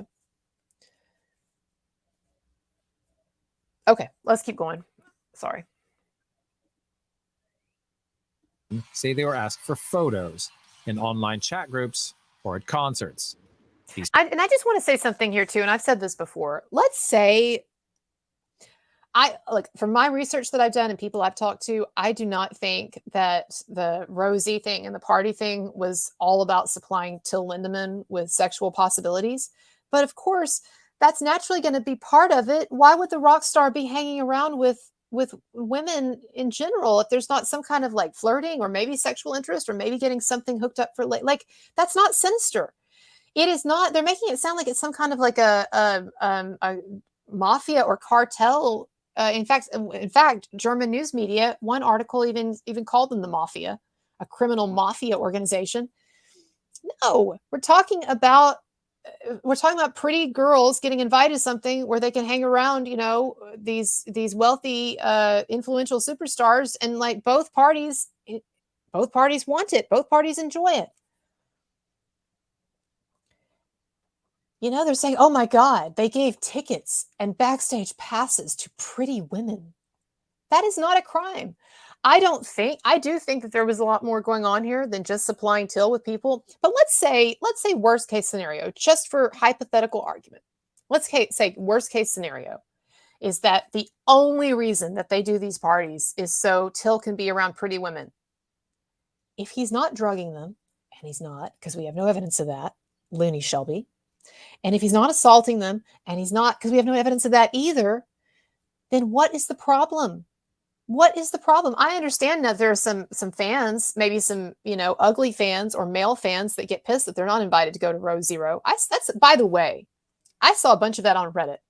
I saw a bunch of supposed Rammstein fans complaining about the pretty women being in row zero and the pretty women being overrepresented at these parties. I did see men at the parties I was at, but pretty women being overrepresented at these parties, complaining that Rammstein has let them down, has let down their male fans. You know, what about letting the men into the parties more? Maybe the men want to be on Rosie. Oh, shut the fuck up, please, please.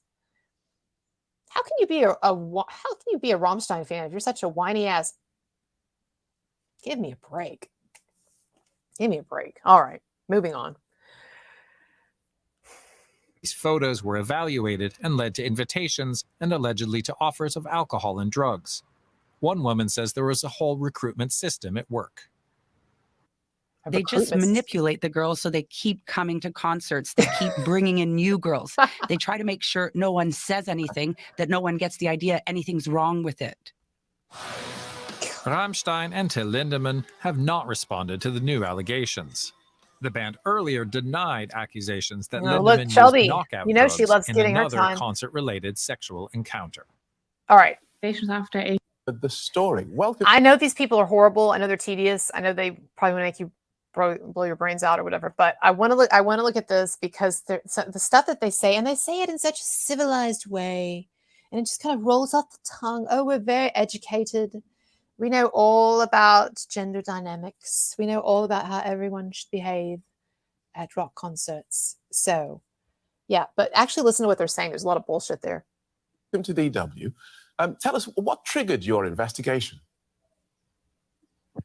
So we started digging into these accusations after a fan named Shelby L reported on social media last weekend that what she claims to have happened to her last week at a Rammstein concert in Vilnius, Lithuania. She voiced her suspicion that she may have been giving alcohol with the drug at a party before the show, and that she had been specifically chosen for a meetup with the musician, and that the singer had offered her alcohol and assumed that she wanted to have sex with him during a concert break, which she refused, and she claims that then the singer became very aggressive. Okay, I don't like this.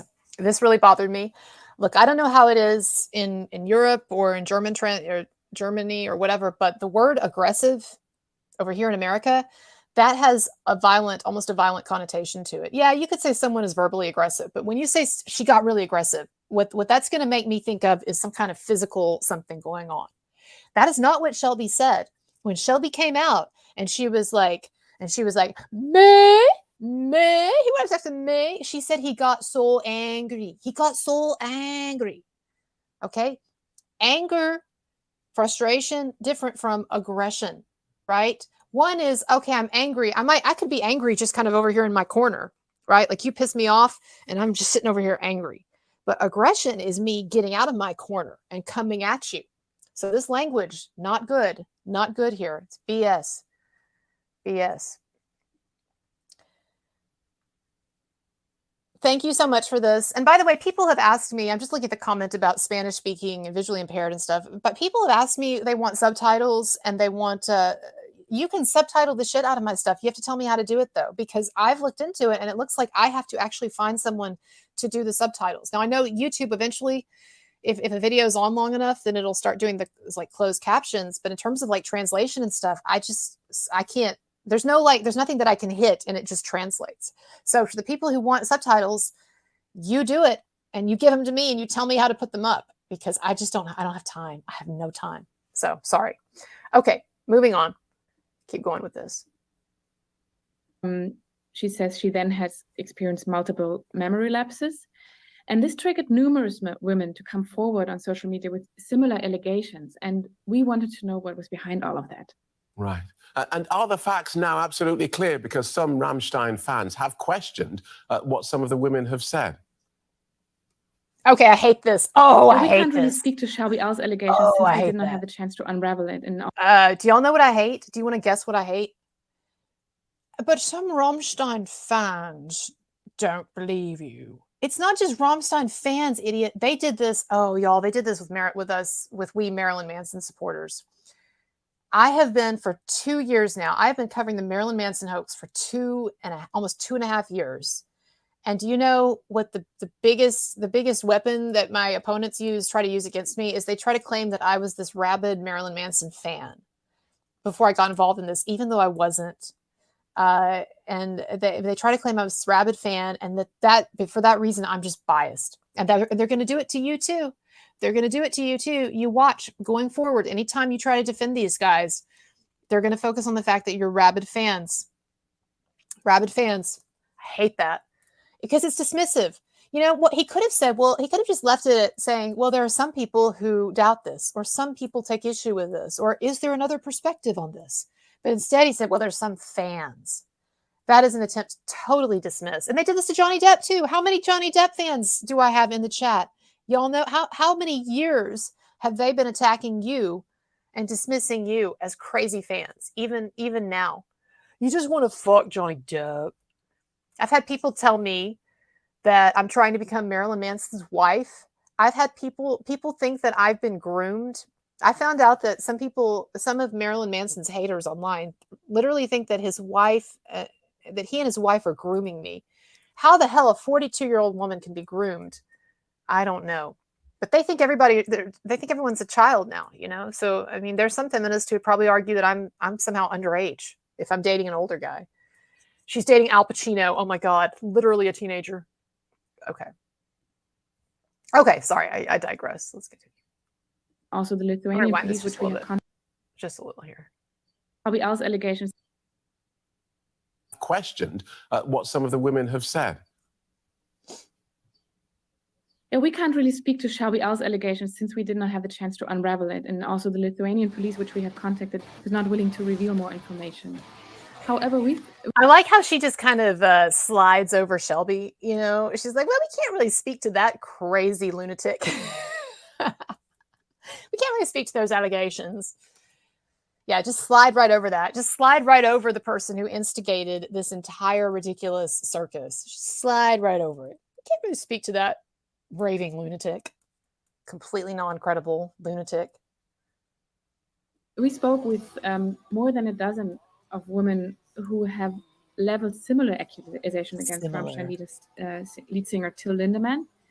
And well, Shelby was full of shit and her story made no sense. And so if you're telling me that these other 12 women that you interviewed were similar to Shelby, then I've got big issues with you right off the bat, lady. Big issues. All right. They provide an account of numerous young women apparently being recruited to have sex with him. And 2 women also spoke of sexual activities to which they had not agreed. And several of these women have made their statements as statutory declarations. And she said, and then 2 women also spoke to situations that they had not consented. No. One of those women said that she never said no, but that afterward, she found it uncomfortable. And then afterward, she felt like there were some power relations issues. So no. You've only got 1 now, okay? Because one of those, So now you've got 1.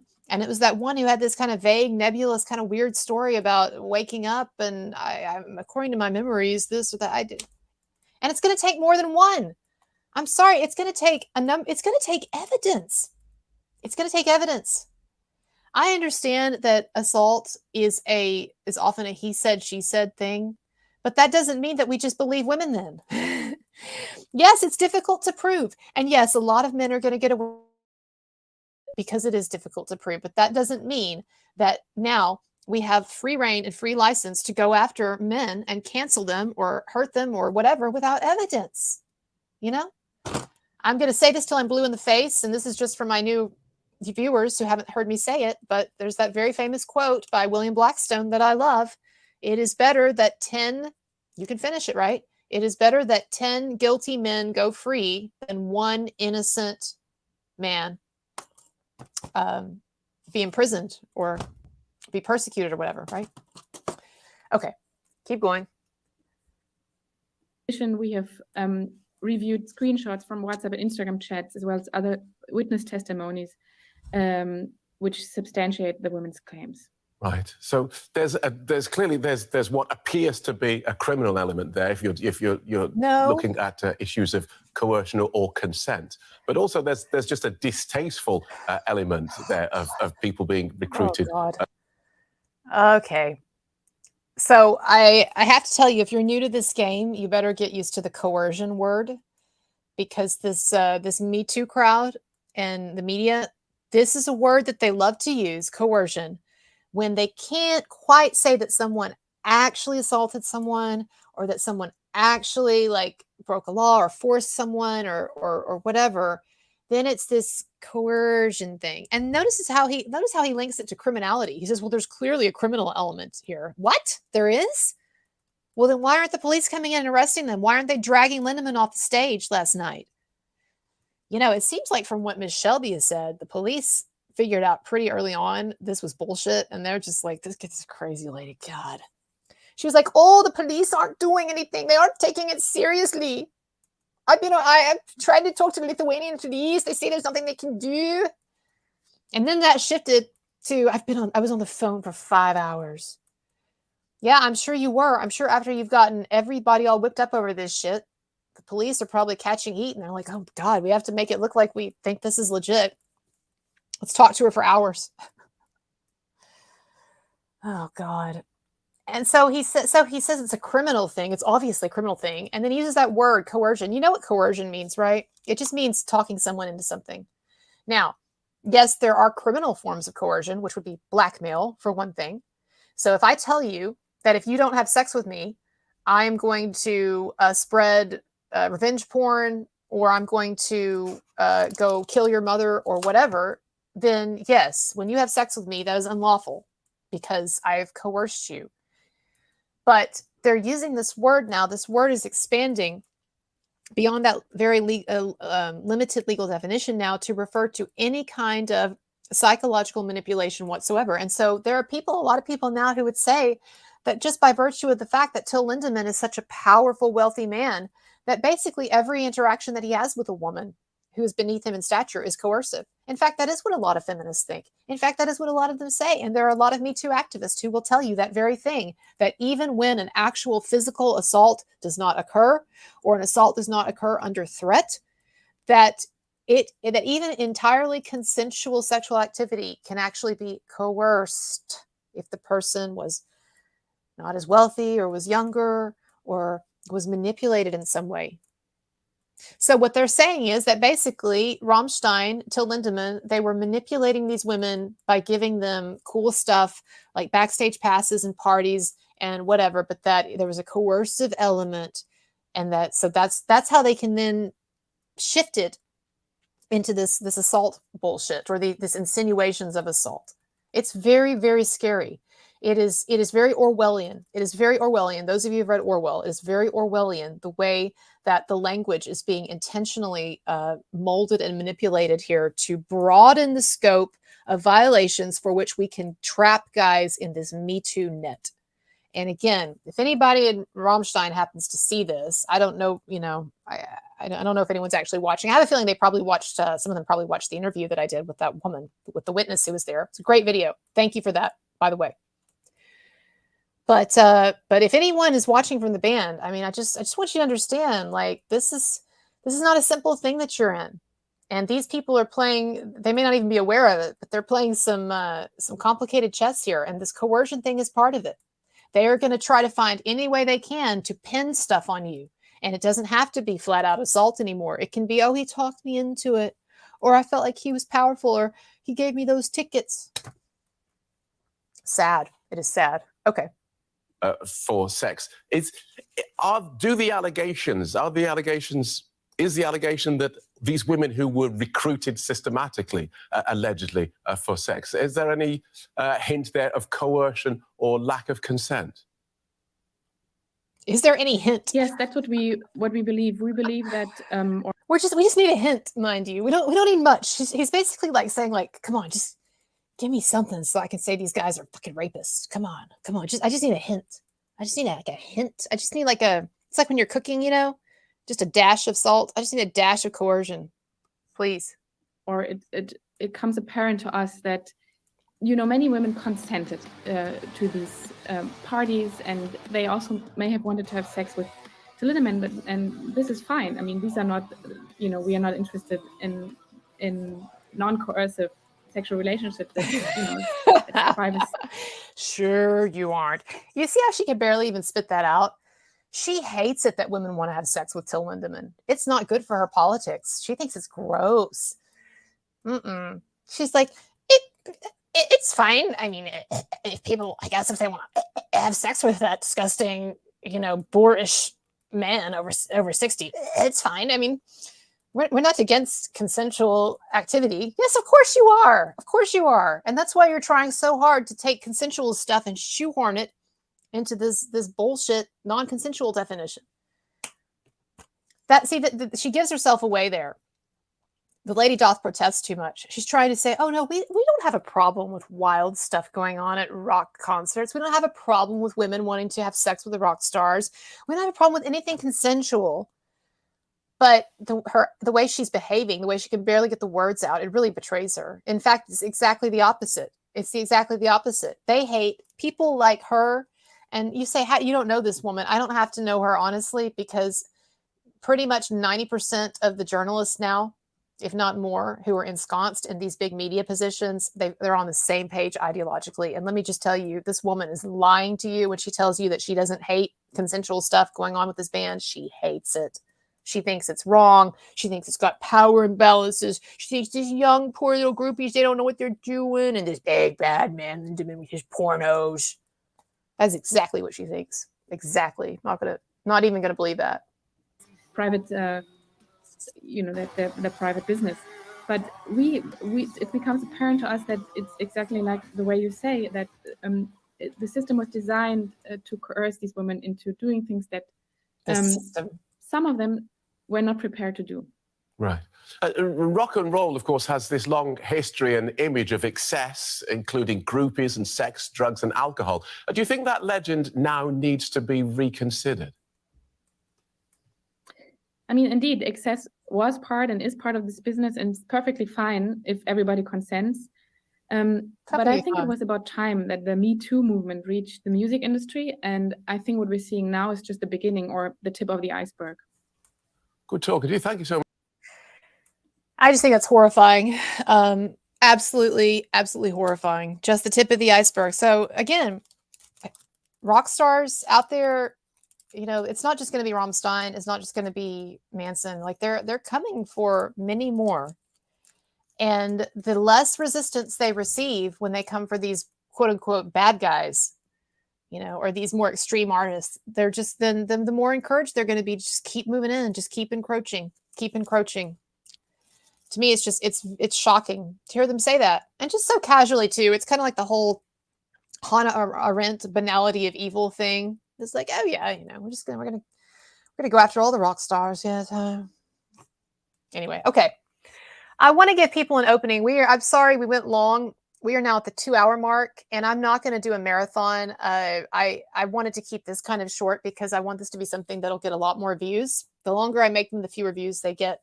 But I did want to give people an opportunity to if you want to get on, if you want to talk about your experience with Rammstein, with Till, with Row Zero, or just your feelings, thoughts, opinions.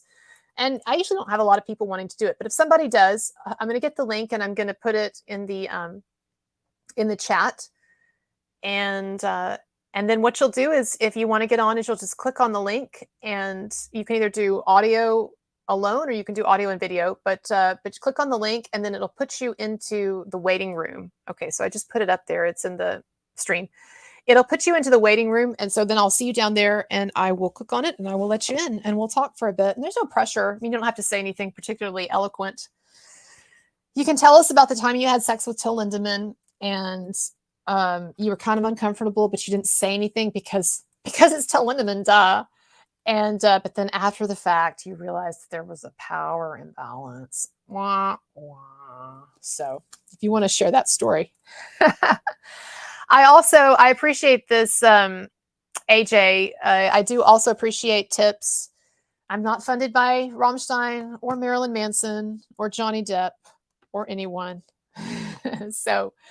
So I do depend on your tips, and particularly for this kind of content. Do you know none of my Rammstein videos have been monetized? They all failed the monetization standard for YouTube because I'm, quote unquote, they didn't say this, but in their minds, I'm attacking an accuser, someone who's been through a trauma. So yeah, all of my Rammstein stuff, the thing is that's funny is YouTube will still run ads on my stuff because people will say, well, I see ads. I'm like, yeah, demonetized just means that they keep the money. it's so bizarre. And it means too that they have fewer advertisers who want to advertise. Like there's some advertisers who they don't want to advertise on something that has anything to do with somebody defending rapists. They think what I'm doing, which I'm not. So yeah, so the monetization game, it is not fun. So I do depend on your tips and support. And of course, thank you for the super chats. And also my PayPal link is there and it is below as well. So if you go down to the description, that box beneath this video, and you'll see my PayPal and Patreon links there as well. But I do appreciate that. Okay, so does anybody want to get on? Anybody want to be brave? You don't have to have an experience with Till. You could, if you want to expose another rock star. Is there anyone else that we want to bring into the zone of cancellation today? Whom shall we bring into the zone of cancellation? Oh man, it's not the case that there aren't bad guys. I get that. I get that. But the presumption of innocence is important. And so is there a possibility that in doing what I'm doing, I might one day inadvertently defend someone who actually has done something bad or is guilty? Yes, of course there's a possibility, but I do try to be careful. And compared to the number of men who are accused of Me Too stuff versus the number of men that I defend on my channel, it's a lot less. It's a lot less.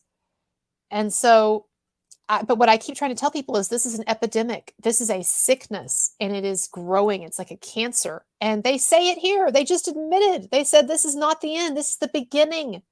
This is the tip of the iceberg. They're telling you what they're going to do and they're not going to stop at Rammstein. And I hate to say it for Rammstein's sake, but I don't think they're going to stop at this the statement that Rammstein made either. I think that Rammstein is going to have to realize that they are in for a dogfight. Maybe not. Maybe I'm being overly dramatic. I hope so. I hope it dies down. I don't think it will because, look, there's something else going on. And I know some of you are aware of this. I've not wanted to talk about it publicly because I don't want to encourage this person to... there is a person who has said in some media, you can find an article about it online, actually. There is a semi-famous German YouTuber, a female YouTuber, who has indicated repeatedly through this past week that she is working on a YouTube video, and she has a lot of followers and subscribers and Instagram and stuff, that she's working on a YouTube video in which she's going to trash Till Lindemann and Rammstein and talk about some experience that she claims she had at a Row Zero party. And I don't want to mention her name, and I have not brought her up until this point and don't plan to talk about her anymore. I'm just kind of tucking this here into the end of the live stream because I hope to God she changes her mind. I hope to God she does. And frankly, that's part of what I've been doing this week in trashing Shelby so hard and making fun of her, as she totally deserves. And I have no bad feelings or no guilt about that. But part of what I've been doing is trying to send a message that, like, okay, if you're going to get into this arena and you're going to throw false allegations at these guys and try to destroy them, someone's going to stand up to you. And maybe it's not someone with a huge voice or a ton of followers, but by God, I'm going to do what I can. And so I've been hoping that maybe someone like this woman is saying she's going to post stuff. I was hoping that she would have second thoughts about spewing lies and bullshit. I'm not trying to discourage real victims from coming forward. I just believe this is a hoax. And so anyway, the situation is that this woman claims that she was going to have her big YouTube video out by the end of the week, by the end of this week. So that would be for Germany. It's a German woman. That would be like now. That would be tonight. So I'm hoping that she's not going to do it, but she's been talking about it throughout the week. And so this is my thought, is that on top of everything else that's happened now with the band, it's really to kind of a tipping point. I'm not talking about like total cancellation or whatever, but I'm just saying that if this woman does this, you know, y'all should realize you're in for a fight. You're in for a fight. And I hate that it is that way. And I'm doing everything that I can to stop it. And I've been doing it for 2.5 years. And I'm going to continue. And the last thing I'm going to say is, I was going to talk, I think I've talked enough about the Marilyn Manson thing throughout. I was going to talk about it here at the end, but honestly, I've kind of sprinkled it throughout. I think you guys, ladies, get the point. But I just want to say that their strategy, the strategy of the media and the strategy of these people and these activists and these liars is going to be to try to divide, as it always is. And what we really need to do, I understand that there are some people in the Manson camp, the Manson fan camp, who are uncomfortable with Till, and people in the Till fan camp who are uncomfortable with Manson or whatever. But I just hope that both sides would keep their minds open and would really try to understand that these are not isolated occurrences. They are not separate occurrences, that the same playbook that was used with one is now being used with another. And that's why we should be skeptical until and unless we have evidence, which we do not have, We just have a lot of inconsistencies and character issues and problems with the accusers and with the allegations so far on both sides, in both of these cases. All right. Okay, well, I don't see anybody in the queue, so I guess nobody wanted to talk, which I kind of figured would happen, but I like to give people an opening. We're going to definitely do this again. Honestly, what I wanted to do is just have a place today where we could come together and where some supporters of Rammstein could come together, and also where I could have an opportunity to work through some of the things that I have been thinking about in relation to this over the past week. But I am committed to sticking with this, whatever may happen. I'm really excited to be looking at something new, but also something that relates to the other stuff that I've been doing. And I will continue to cover the Manson stuff and the Johnny Depp aftermath as well. So anyway, I guess I'm going to leave you guys and ladies then. But I just wanted to leave you with this final parting word. Tonight, if you go to a bar, make sure that drink ain't frothing. All right. And stay away from tall, scary looking German rock stars, or tall, scary looking American rock stars, or really any rock stars, or just any men. Just stay away, ladies, from all men forever. And men, of course, I know that by now you probably already don't have to be warned. You're going to want to stay the hell away from all of those women. If you know what's good for you.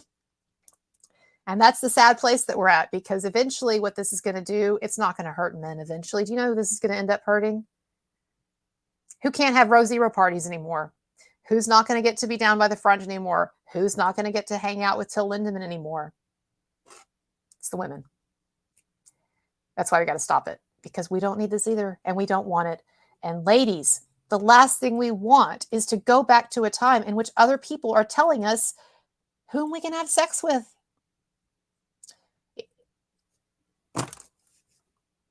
No more. All right, everybody. Chin up. Keep going.